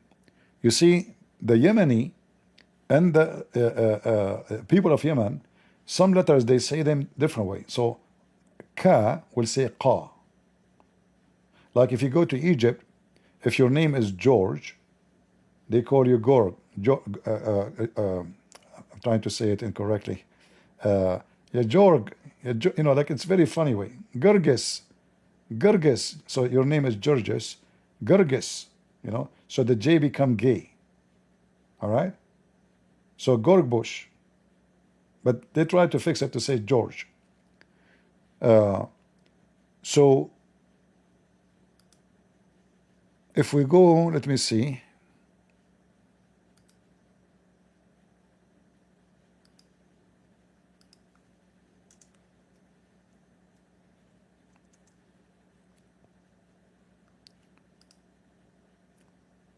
All right.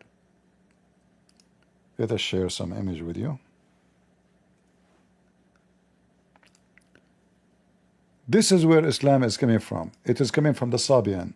The Sabian, they claim that this temple is built by them, and they believe even the Pharaoh, he was a Sabian, and this is their temple.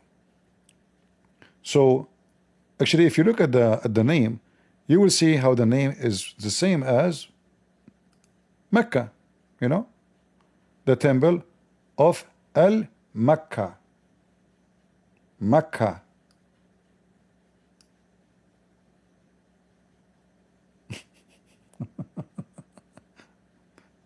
And what is this temple is, you know, when the first time I said this is the moon god, they were saying no. According to scientists, historian, they say this is the sun god temple.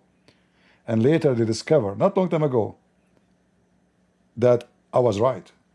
And this is the moon god temple. So now if we go and we search for the Yemeni corner,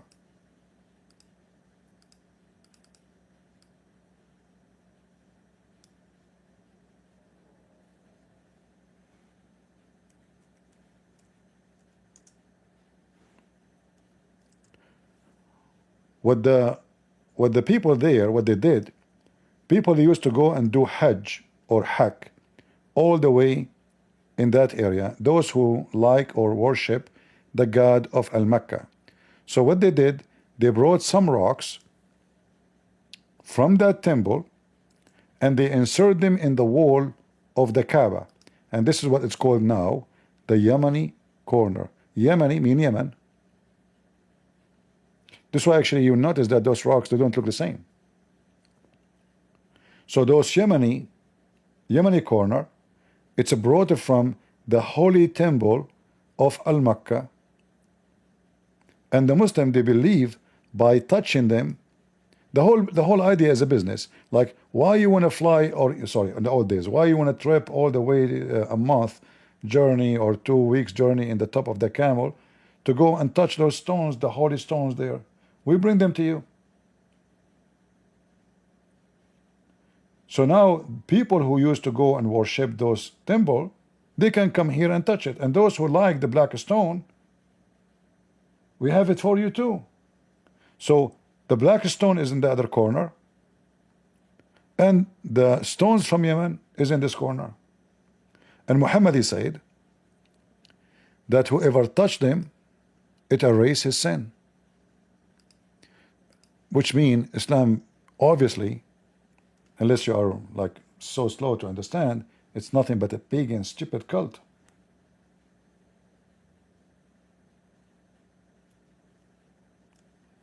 And let me show you the reference.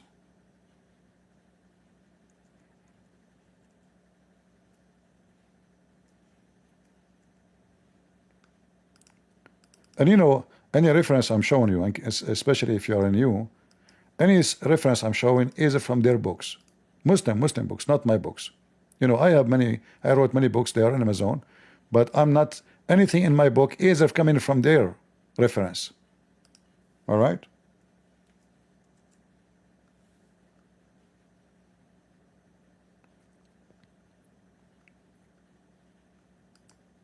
So this Abdul asking other Abdul, why do I only see you touching those two corners? Which corners?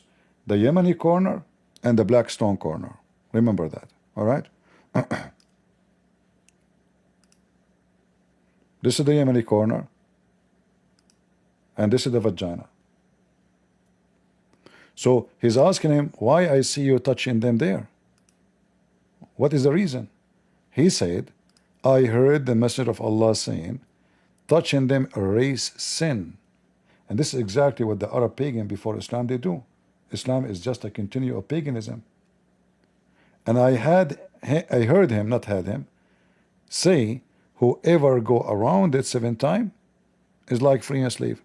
The Arab before Islam, those women, the one I told you, they go around the Kaaba, and because they are not having a baby, they if they go first time, second time, and still their request to have a baby is not working. So now they did the Hajj, which is called Hajj today. The woman, she placed her hand over her vagina, she put it in the stone. The male, he came and he shuffled his penis inside the black stone. He started touching the blood which is inside from his women, and it still did not work. That means still the God, Allah, is upset. So what they would do, they have a solution. They say, okay, let us free a slave. So the Arab before Islam used to free a slave just to be forgiven from their sin. Muhammad, he found a solution to keep slavery running. So he told them, don't do that. Don't free slave. Touch the stone. It's the same as a freeing slave. So now the Arab, they stop freeing slaves to have their sin to be forgiven, because we have something very easy. Just touch the stone, kiss it, lick it.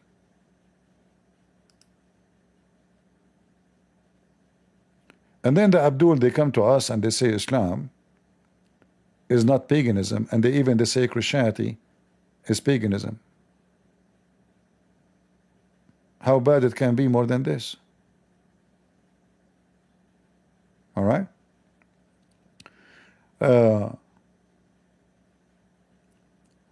Any Abdul?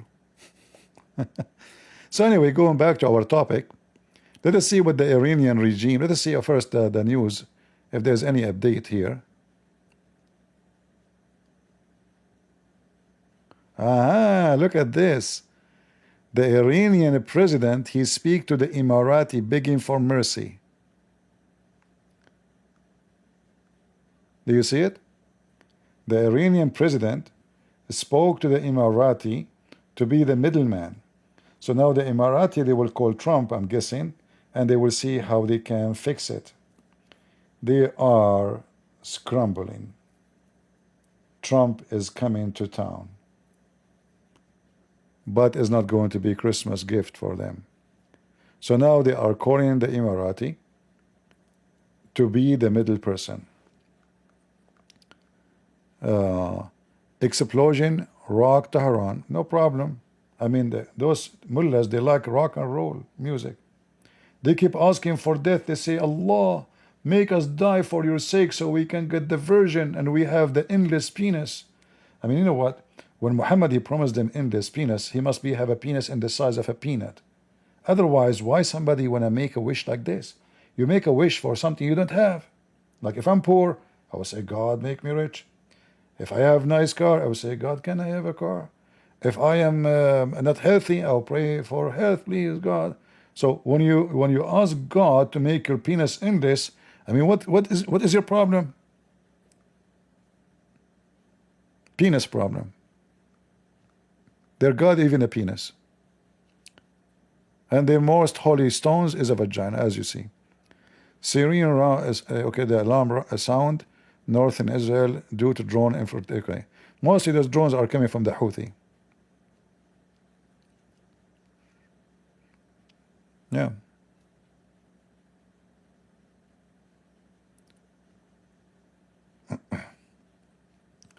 I just saw on news. It says the Chinese they evacuate some of their citizens, not all. I think they are trying. Yeah, let's see if there's any more news. Then that's it for now.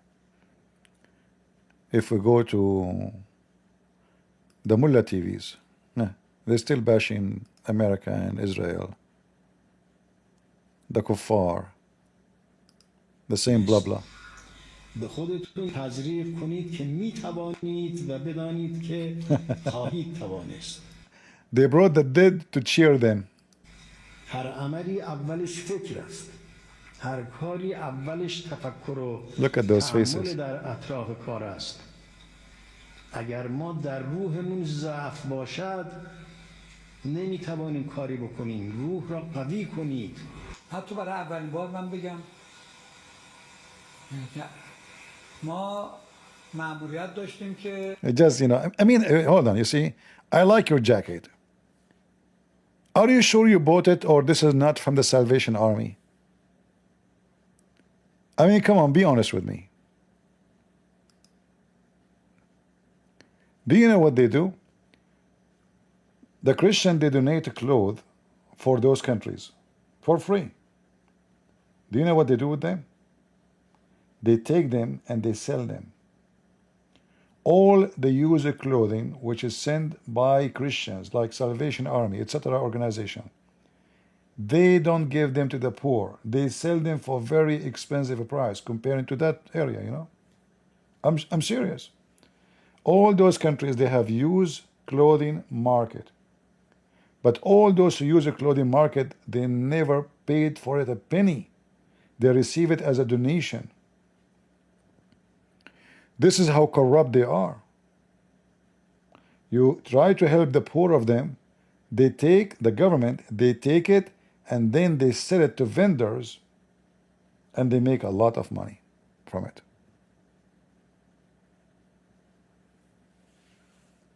No, not only in Hamas, not all those countries, all those countries.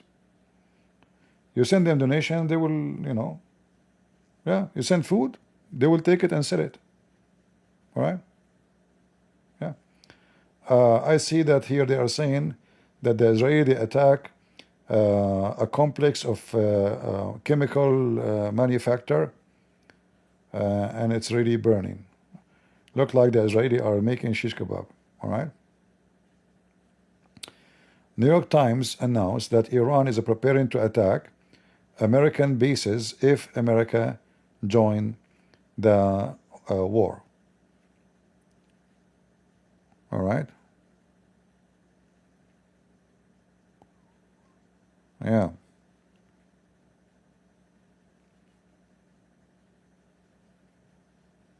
Garbage in, garbage out. New York Times announcing that Iran, they are going to establish or start putting bombs in Hormuz. And this is actually what they did during the war with Saddam Hussein, during the Gulf War. They put thousands, what they call them? You know, I don't know what the name is. Excuse me, my English sometimes doesn't help me. So those bombs, they have nails. Let me search for pictures.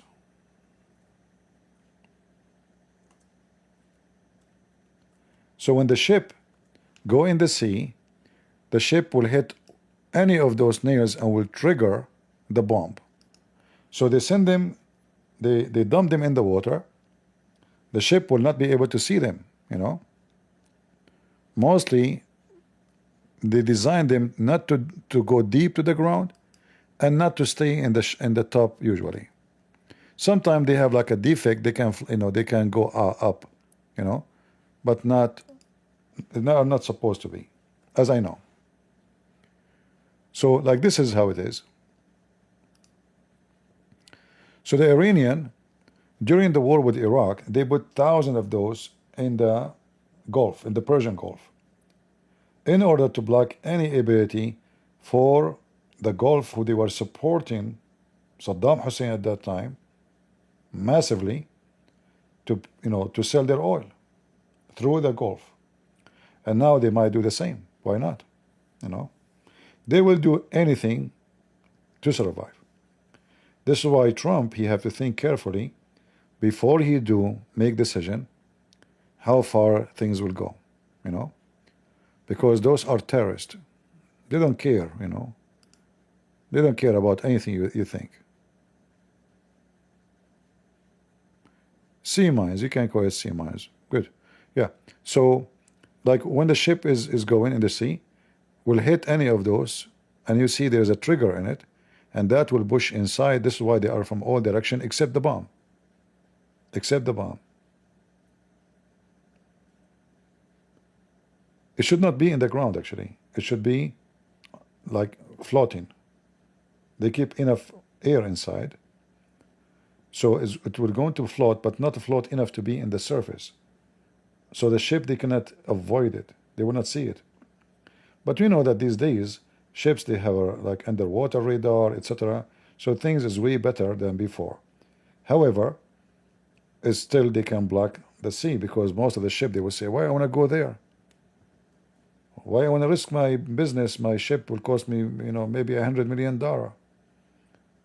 Why I want to go to this area? You know, and most of insurance company, they don't even cover such an incident. They don't. Like, you know, in your home, you sign for house insurance, and then if somebody burn it for you, they say it's not covered. This is, you know, this is not an act of God. We cover you for act of God. Like accident, not something. If you run your car in purpose over somebody, they don't pay insurance. This is not an act of God. Like, it's not called accident anymore. So all ships will stop going in that area. All right, and then you know, they can block the whole sea, and nobody will be able to you know, to go through the whole business. So now I think the Iranian president, when he is calling, speaking to the Emirati UAE president, he is asking him to mediate between USA and Iran, and at the same time giving a warning: don't blame us for what is next. All right, like, you know what we can do. Emirat are enemy of Iran, by the way. But I mean, because they occupy their land too, they are making a threat to them. But when you need a dog, you kiss his tail. This is the philosophy of those Arab and Muslims. So now, for them, the Emirati are dogs. For the Emirati, the mullahs of Iran they are dogs. When Iran need Emirat, they will kiss the tail of the dog. They will kiss their butt. Help us. Help us so we don't attack you. Listen, you have bases, American bases. All those missiles we are shooting at Israel, they will come to you. So now the UAE president, he will call, he will say, please come on, don't do that to us. We are a small, tiny country in the size of a dish. Even a dish is bigger. It's a reality. It's a very small, tiny country. If you look at Emirat, this is Emirat here. Tiny, small country. You know? If we zoom out, maybe you will notice better. And they have a very small population. Actually, most of the people in Emirat, they are not even Emirati. Let us see how many foreigners in Emirat. How many foreign people live in Emirat compared to the UAE citizen? It's difficult to give a direct comparison of foreign people in Emerald, Australia compared to UAE citizens. What emerald is stupid idiot AI? I mean, why they don't understand my accent? You see the discrimination? Unbelievable. Let me do it again. What is the percentage of population in the country of UAE compared to the foreigners who live in it? The United Arab Emirates, UAE, has a unique demographic structure where a significant majority of the population are foreigners, expatriates. Based on recent estimates for 2024 and 2025, Emirati citizens make up approximately 11.5% of the total population. Foreigners, expatriates, make up approximately 88.5% of the total population. This makes the UAE one of the countries with the highest percentage of expatriates globally. So you see, 80.85% of the population are not citizen. So the whole country will run away. Like when war happened, the first one will run is the foreigners, and the foreigners is almost 90% of the country. Our friend here is saying, Paul, I am partly blind. I cannot read books, only audio. I hope you will put your books into audio. Well, I don't know. This is really too much work for me. As you see, I'm a very busy person, my friend Paul. However, I have a solution for you. Watch my videos. You will learn a lot. All right? And we stay here for many hours. All right, brother? God bless you. If one day I'm able to make audio for my books, actually, you do not need really, you can, I think you can, if you have Kindle, you can make, I think they play audio, right? Even if the book is not, does not have audio, just only, I think you can do that, right? Yeah.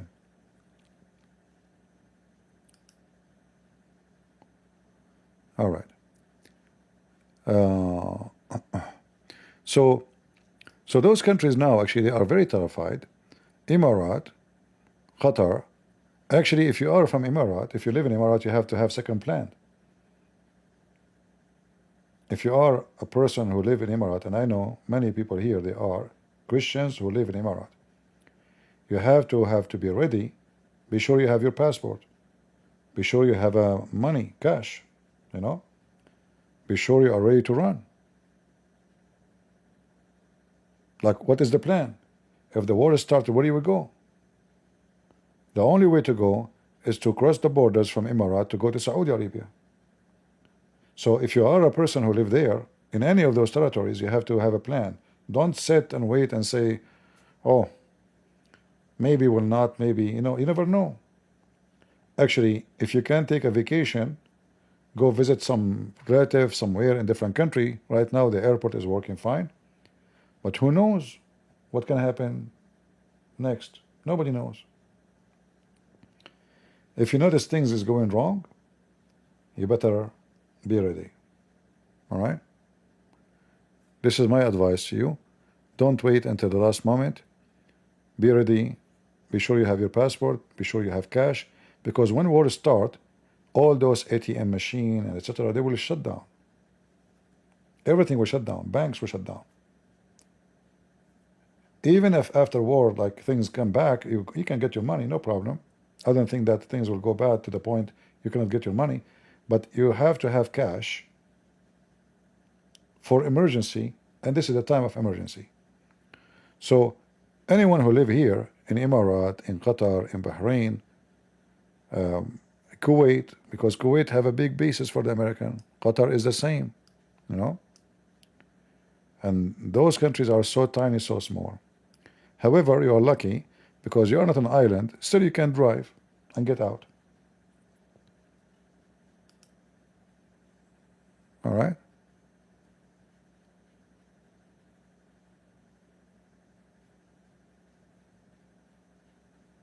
Now, always in the time of trouble, things go wrong, and you know, you will not be able to get your money. In fact, even if you live in America or anywhere, you better have some cash for emergency, because you never know. The bank block your account for some problem. Your ATM, your credit card, somebody tried to hijack it, etc. By the time you call, you know, you fix it, etc., what you would do? You better put little cash as emergency for emergency time. All right? Yeah, exactly. Our friend here, he has mentioned the story of Noah. When Noah was building the ark, people were laughing at him. I mean, what are you talking about? There's no even water here. Have you ever heard of somebody build ark in a place there's no water? You must be crazy. But he was ready for the emergency. So you have always to be ready with your ark, so you can leave. Especially, this is not your country. You see, the citizen, the government will take care of them first, not of you. You are nobody. You are literally nobody. Right? It's not your country.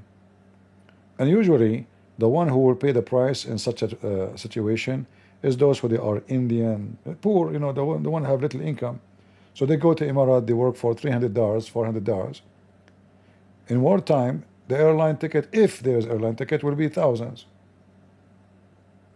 Because now everybody will take advantage of you. Airline will not charge you the same. You know, there's risk. We can lose our plane. So the ticket who used to be for, you know, $700 is going to be $4,000 if it is available. All right? So always you have to be like, you have to think for what will happen next, because this is the Middle East. Middle East is like a tropical weather. They say to you there's no rain, and in a second the rain will come like crazy. But the difference between tropical and us in the Middle East, that in our territory it rains missiles and bombs. Not like in Hawaii. All right? Literally, it rains bombs.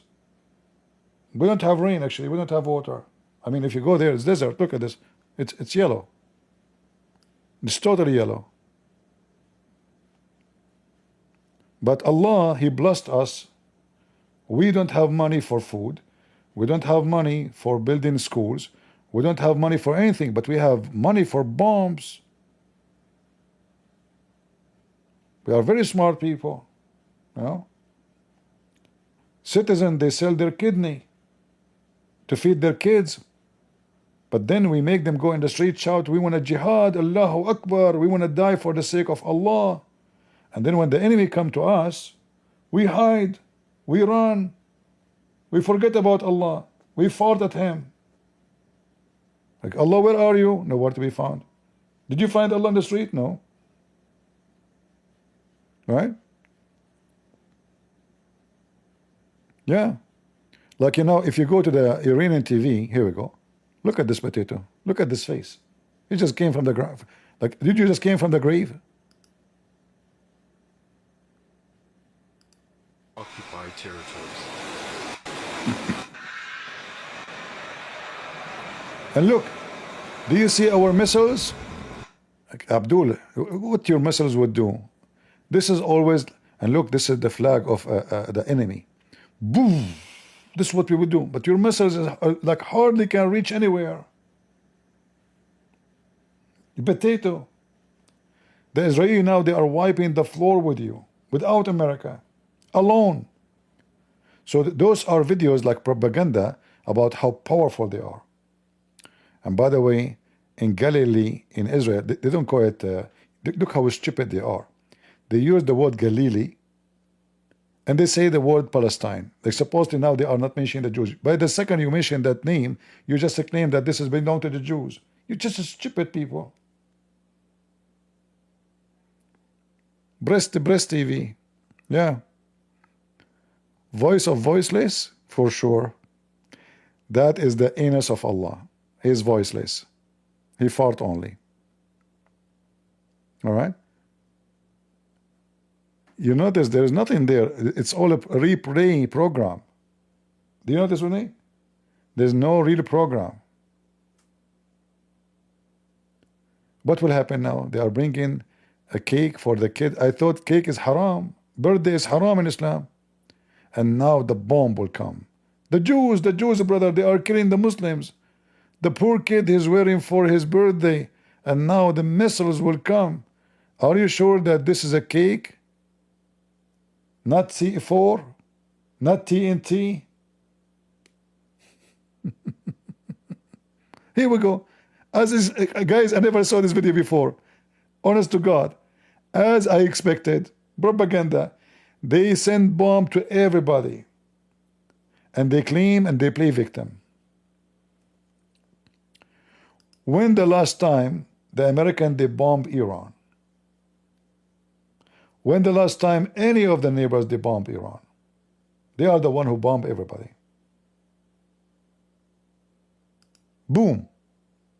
And look, this is Gaza. Do you see the truck there? This was the boy. He was here with the cake. The evil Jews. Look what they are doing. They killed tens of thousands of Palestinians, so-called Palestinians, in Syria. They used to throw barrels. You know the barrels? Not even missiles. They are not even worth missiles for them. Let me show you.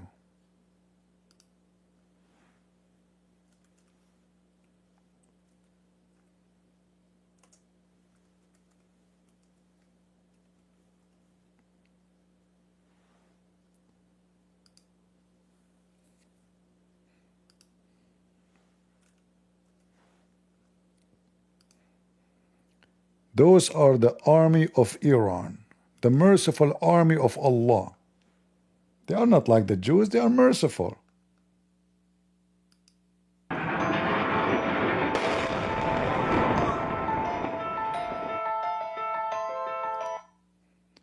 They fill the barrel.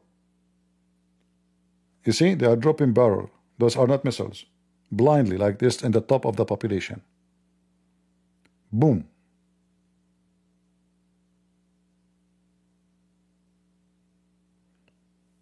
You see, they are dumping it from the airplane. And then they claim that they are the enemy of the army of Allah. You know, we are the army of Allah. We don't kill, the Jews. The Jews, they kill the Muslims. The Jews, they kill the civilians. Look, here we go. They drop the barrel in the top of the town, and the barrel fly like you don't know. They don't know what is going. Or what they know, people here who live, they are Muslim Sunni. Kill them. It keep going down. Here we go. Boom.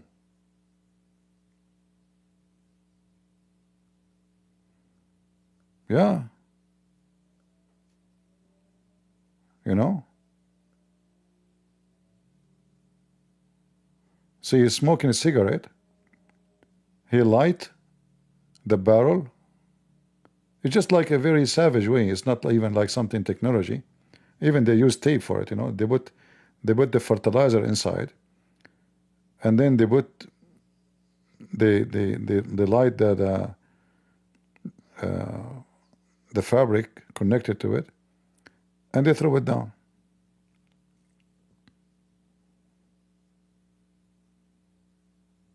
It keep going until boom. Yeah, look how much damage those things does.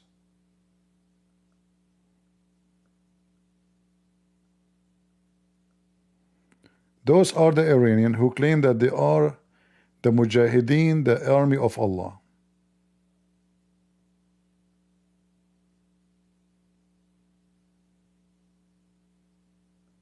We saw this one. I think you got the idea, They are very nice people.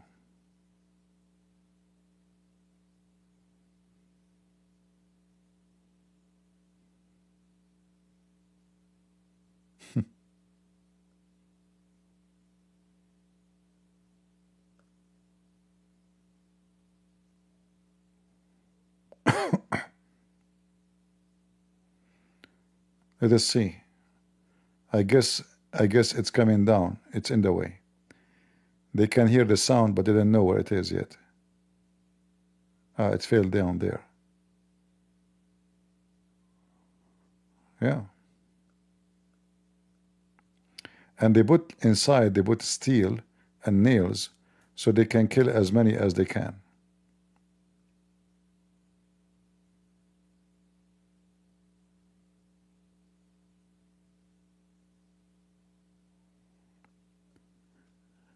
This is what the Shia of Iran and the mullahs government did in Lebanon, in Syria, you name it.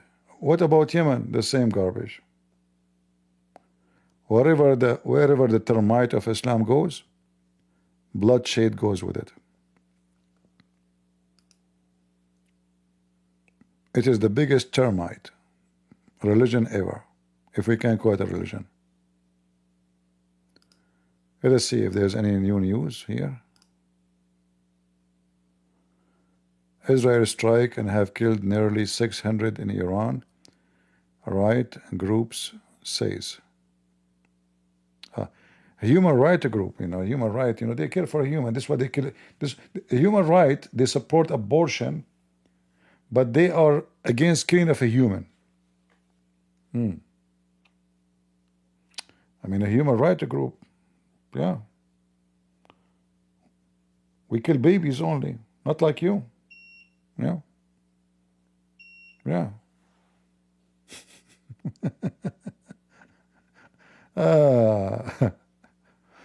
Yeah. Yeah, look like not too much. We were expecting Trump to say something today, but look, maybe you never know. I mean, Trump he might say something in the morning. Sometimes he act like Muhammad, like Allah. He says something in the morning, he changes his mind after 10 minutes.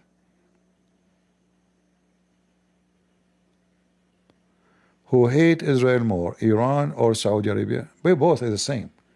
Both is the same. But, there's like a regime is smart. They don't say we hate you. And there's a regime, he say it. Both are Muslims. It's like Shia and Sunni is the same garbage. Two faces of one coin. So never let them fool you. They praise America right now in Saudi Arabia because they need America. As you see right now, who's going to protect them if Iran attack them? Who's going to protect Emirat? They are no match. All the cities and those buildings will be empty in the speed of light. The whole country is not even a country. It's made of cartoon, cement. Population are not population. They are foreigners. So this is why they have to praise Trump when he came, you know, like treat him like a king. They need him. In fact, Israel right now becomes so important for those people, because you see the result of what happened now, the sales of weapons of Israel will be skyrocketing. The Israeli pilot will be #1 trainers for pilot in the world. I mean, they have an amazing expertise. The Israeli intelligence is the top intelligence in the world. By the way, I'm saying that because I don't want them to send me a pager, just to let you know, you know.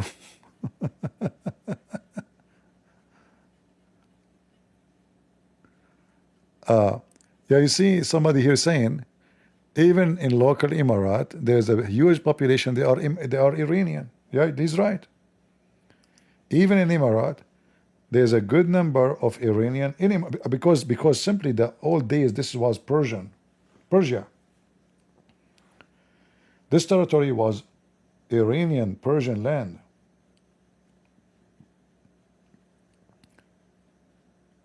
But the Arab came, the Arab took over, they became the majority, they took over. All right? So we will see, soon you will hear, I'm sure, that the president of Emirat, he make a phone call with Trump. I don't think he will call now. I mean, it's too late for Trump. You know, Trump, after like, I think after 9 p.m., he worked as a taxi driver in Uber. And now if somebody is a liberal from Kamala Harris party, they will take what I said seriously and they will publish it. Just wait. They'll love it. Trump, he walked in Uber. He's not the one running the White House. Who said that? A guy, his name is Christian Brands. Who? Are you serious? How he knew that? He said he's his friends. Yeah. I have his recording. He said, Trump, he used to work as a driver for me. True. I fired him. Him and Elon Musk, they used to be my drivers. I told them, you know what? Enough is enough. This Elon Musk, he's mentally ill. You know, one day he come to work, the second day he don't come to work. Trump, each time he drive, he says, if not me, you will have accident. If not me, you will have accident. I'm the best driver. I can't take it no more, you know. Can't you drive? Just drive. Okay, we got it. You're a driver. This is your job. Your job is not to have accident, not to have accident. It's not me. I am the one who did it. You know, not like Biden. Like Biden did not work for me. He never was my driver. Why you keep saying his name? Anyway.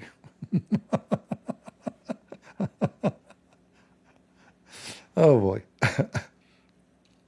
So it looked like the news we heard that Trump, he will make a speech today is not really true. But we will see what will happen tomorrow. Tomorrow will come anyway. All right? If you don't go tomorrow, tomorrow will come to you. Beach? Any question? A female driver? I will never do such a mistake. Are you talking about those kind of like creatures who have long nails? Is that what you mean by female? And now these days they put those eyelashes?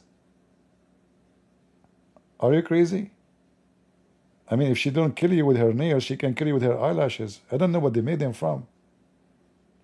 You walk in the street, you see a woman, she have those eyelashes coming like a balcony. You can put your coffee on it. You can put your books. And the funny is, they think they look beautiful with those things. You look so silly. You look really silly. You look weird. I mean, the eyelashes they are using is not even like, it is not eyelashes. It is Boeing 777 wing. It's almost touch your face if you are close to them. But the one who made this eyelashes, by the way, is smart. He knew there's a lot of weirdo who they are willing to pay money to buy such a stupid thing. Anyway, let us stay safe. I can talk about Islam. I can insult Allah. I can insult Muhammad. I can make a billion Muslim my enemy, but I don't dare to make women angry. I have to stay safe. Sorry, guys. I will change topic. Never mess with two. Women and the IDF. Bingo. End of the line. We have to stay safe, brother.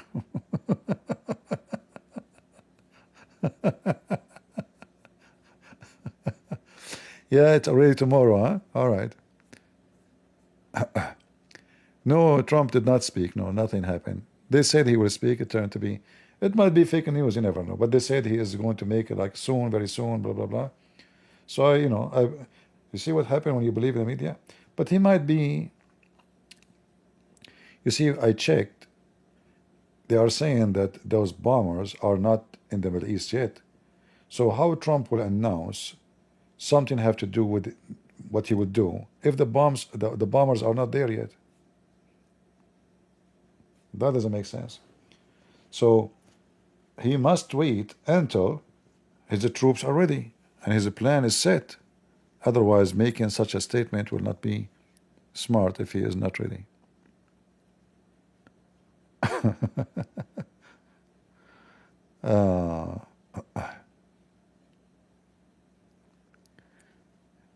Guys, if you want to be safe, stop talking about women. Women are not. I can mess with Iran. Please leave. Come on, guys, for safety reason. You don't want me to end like somewhere. Come on. I don't fear terrorists. I'm armed with weapon. I went to war. I was in the army. But I will never fight with women. I will run. Never. I mean, did you see their nails? Seriously. Are those our nails? Really? Those are nails? Man, how come Trump don't complain, says we have to make them surrender and give us their nails? We men, we need women to surrender their nails so we can feel safe and secure. Shouldn't he ask for that? Seriously? How we can sleep? Hey guys, you are married, right? How many of you are married? When you sleep next to your wife, how you know that she will not do something to you with your neck, with her nails? I mean, how you know? How you know? What is your guarantee? Let me guess. You call her honey. You love me, right? She say, uh-huh. No, honey, I want to hear it from your heart, please. You love me, right? Mm-hmm. Oh, no. Okay. I'm going to sleep in my friend's house today or in the garage. Uh-huh. Oh, boy. Okay, in the car. Mm-hmm. Oh, boy. Okay, I'm going to go to the hotel, you know.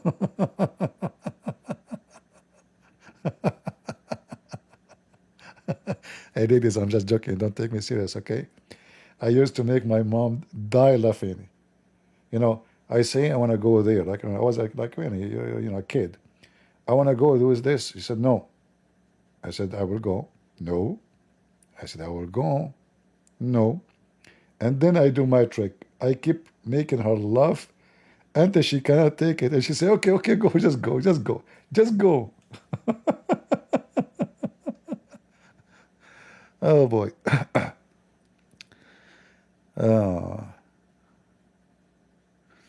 Sound like CP has been married many times, my friend, many. This is why I am full of injuries. I'm smarter than this, my friend. What are you talking about?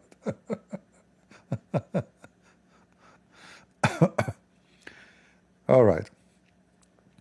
Anyone have any question about the region or so our expectation for what will happen if things went bad to Iran? They will start putting those bombs, the one we showed you, the sea mine. They will block all this area.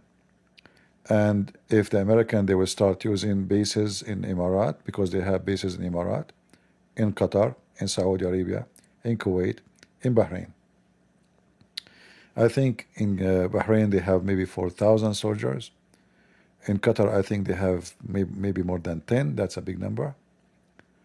And now for sure they are going to be loading, be ready for whatever is going to happen.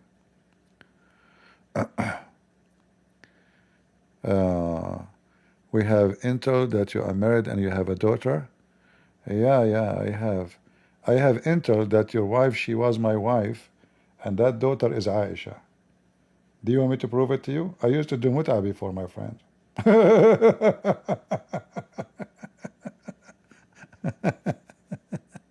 We have intel. A Muslim, he have intel.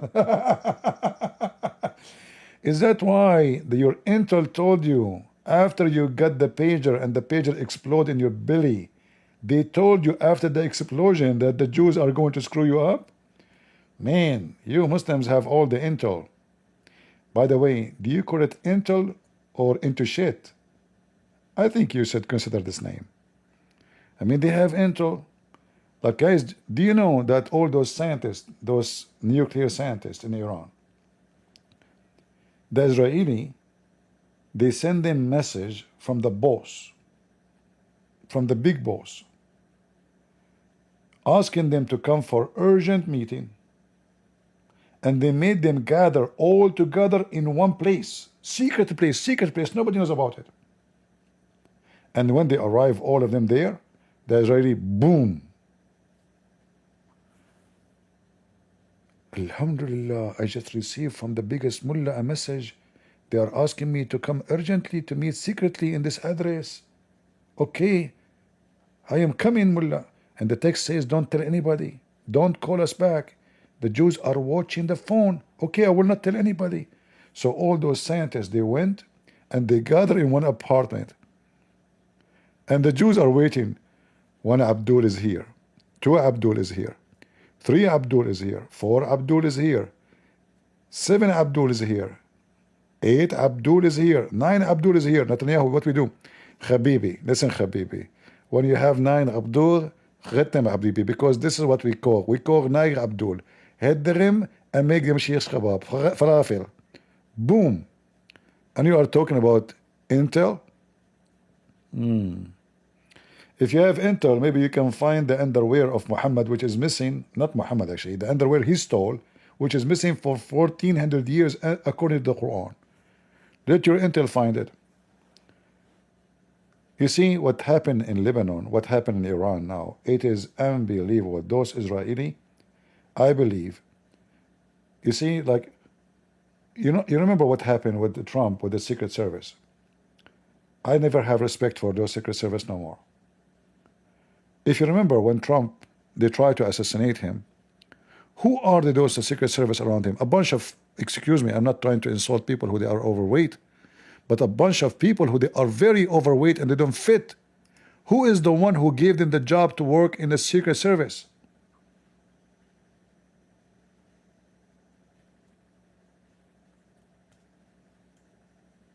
In which country in the world?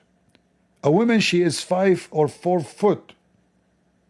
She is extremely overweight. She is the one who protect the president. The one who will protect anyone, they have to be taller than him, if it's possible, so they can cover him when he walk. They have to be very, very physically fit, and they have to have a very special skills of fighting and shooting and jumping and running. What they have, if you look at the pictures, it is an embarrassment.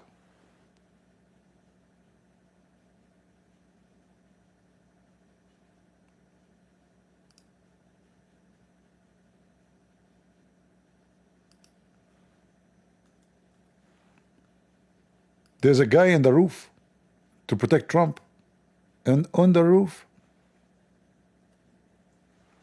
and the one who want to kill him is just a few hundred meters, not even 100 meters away. And look, this woman, she's not even 4 foot tall, and she's overweight.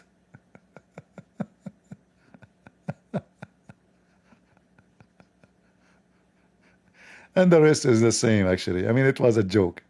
Look, she is hugging him. You know, I'm going to protect you. The president, don't worry. All right? And then she want to go downstairs. She hardly can move. What a disaster. Go and see and go and look at the guards of Netanyahu. Go and see the guards. Let me show you. Let me see if I can find the video. Hold on.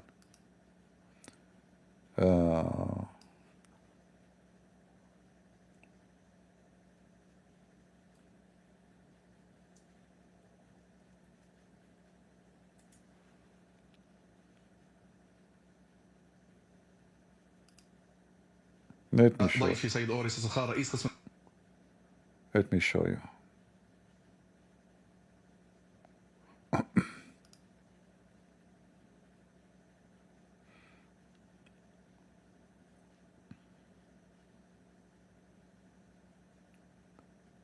I'm looking. Here we go.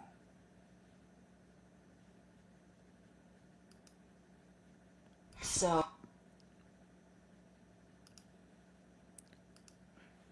this is Katz, the minister.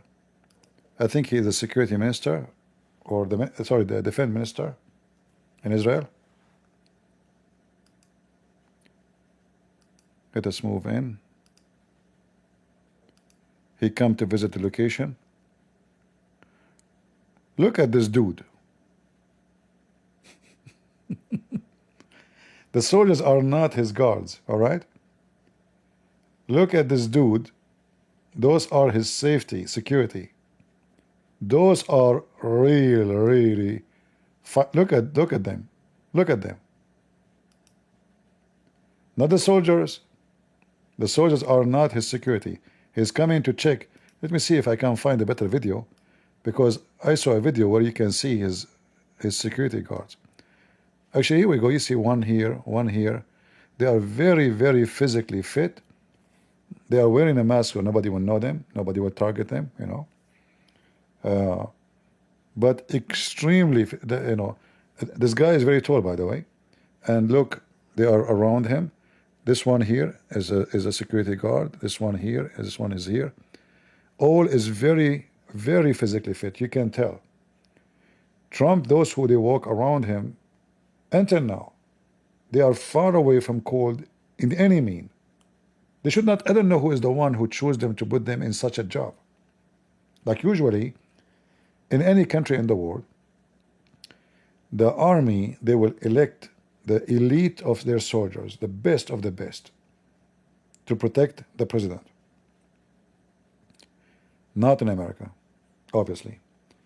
Most of them, they are old in age. If you look at the Trump guards, they are old in age. You see, you can be old, you can be healthy, but you cannot do the same as somebody is, you know, 25. You cannot. I mean, don't watch videos like movies like, you know, Sylvester Stallone. He can beat everybody even when he is 70. It's a movie. You know, this is just a movie. What is guy is named, the one who hit Trump, the Italian guy, the idiot. In the movie, he shoot everybody. But this guy in the street, if somebody fought at him, he would fly.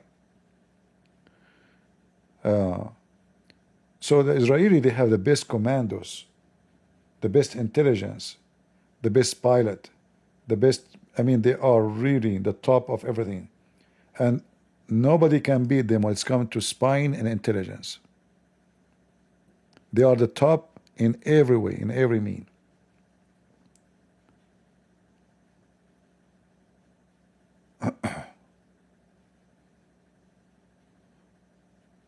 Yeah. You know, for me, I wish I can go to Israel, because I am an Arab, I think it's going to be a horrible experience. I don't blame them, you know. I mean, why they wouldn't be nice to me, you know? If I am them, I would not be nice to me too. You know, after 9/11, you know, we Arab, we got lucky, you know. Like you go in the right away, we have a special inspection. The second they go and they see your passport, and then they put a red circle over your ticket, you know, like a special inspection. But then slowly they stop doing that, and I hate it, because that will make you go fast. So when I go to the security check, I take the phone. Hello, Assalamu alaikum, brother. Alhamdulillah. The second I say Alhamdulillah, everybody is looking at me. Once I was going, when I was with the army, I was wearing civilians. So I want to go, I will miss my airplane. I mean, the line is so long. It's impossible to catch. What I can do? So I took the phone. Assalamu alaikum. MashaAllah, MashaAllah. The guy came to me right away. He said, your ticket, please. He put a circle around my ticket. He says, go there. You know, which means the special check. That is the fastest. But nobody there, almost. And then right away they would choose someone. He's redhead to make it like it's not only because you're Middle Eastern. No, no, no, no, not because. No, no, no. So they choose a person right away after me. He is redhead, and they told him they put a circle over his ticket and they send him right away. Always when they choose me, they choose someone is blonde, immediately. You know. So you go to the double check. It takes 2 minutes. 2 minutes, like they check your bag, you know, etc. Like they never asked me to take off my pants. That would be disaster. You catch the airplane, and always they give me a window seat. I don't even need to pay for it because but you are an Arab. They have to put you in the corner. We have to corner him. Mehdi, we have an Arab guy. He is going to go inside the. Put him in the corner seat. Change his ticket number. Change his seat number. Okay. Be sure. Okay. Okay. Put him next to a lady. She is 2 tons weight, so he cannot move around. And right away they put next to me someone I cannot even move. But these days is not working no more. It was nice days. They are being friendly to us these days. I don't know why. I'm not getting even the window. Very sad. Very, very sad. I like discrimination.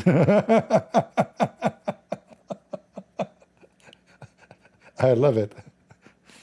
I wish the days of discrimination come back. Oh boy. Yeah, you know. Let us see if there's any news.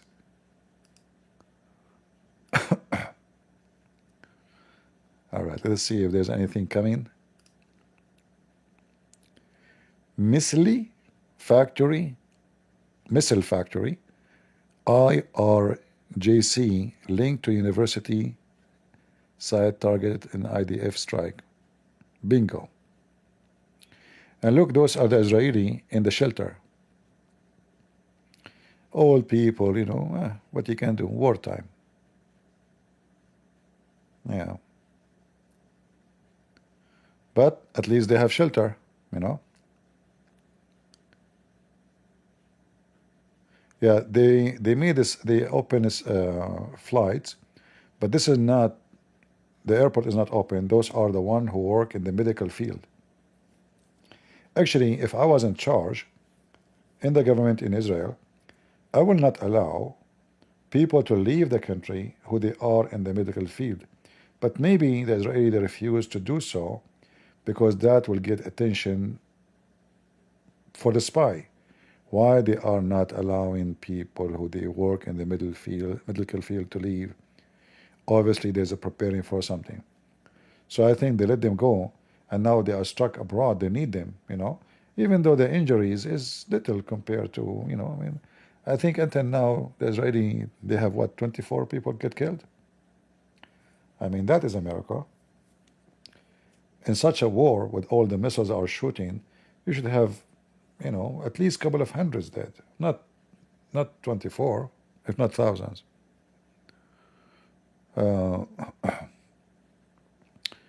Yeah, see, they are saying that they killed, or I don't believe in those numbers, by the way, because when you attack all those bases, I mean, there is no way there's no soldiers there at all. So all those attacks, hundreds of bombing, how many people should be killed? Every truck from those launchers for missiles, they need, I think, about 8 people to operate it. Each one of them, at least. And usually, they have another truck go with it, like logistic support, like mechanic, like a malfunction, or a person who is expert to fix things if something happened. So you will have in it, or around it, at least between 10 to 14. And the Israeli, they have tons of videos are launching attacks on those trucks.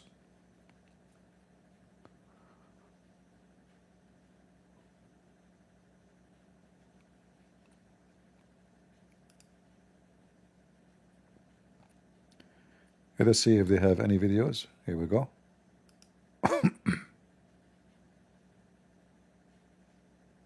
See, they are hunting them, and I think, I'm sure actually this is drone. Fighter jet doesn't go that slow, and you know, this is a drone. They have drones all over the country, the Israeli, and they are hunting their trucks and their cars one by one. So you can imagine how big the casualty is, and how many people are, you know, getting killed.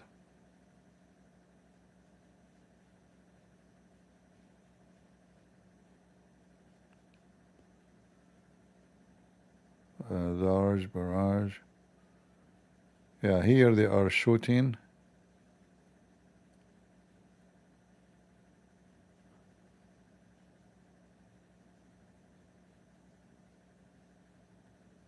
See, they launched rocket from Gaza. This is old videos. Forget. This is the Israeli. Yeah, actually, I saw this video. I mean, this guy is really very, very powerful soldier.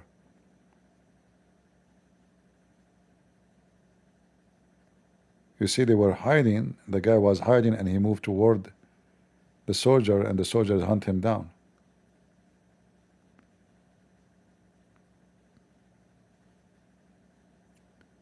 It's a rat time. This is when the Hamas, they attack. All of those are old videos. All right, we do not need them.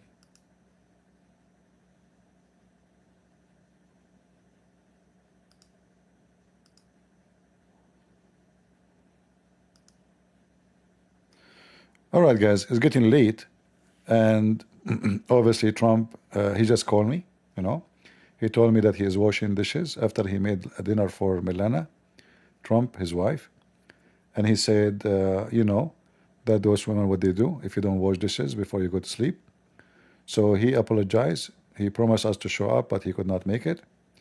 We hope he will be able to finish it, and he do something tomorrow. So let's see tomorrow what will happen.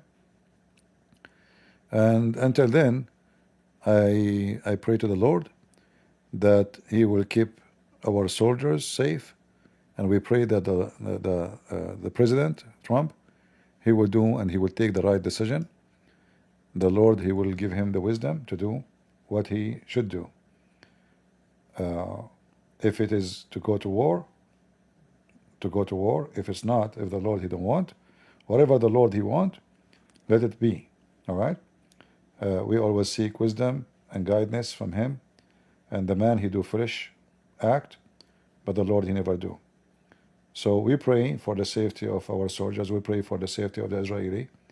We pray for the safety of the Iranian too, the civilians who they have nothing to do with this filthy regime. Those who hate this regime, many of them, millions of them, they hate this filthy Islamic cult.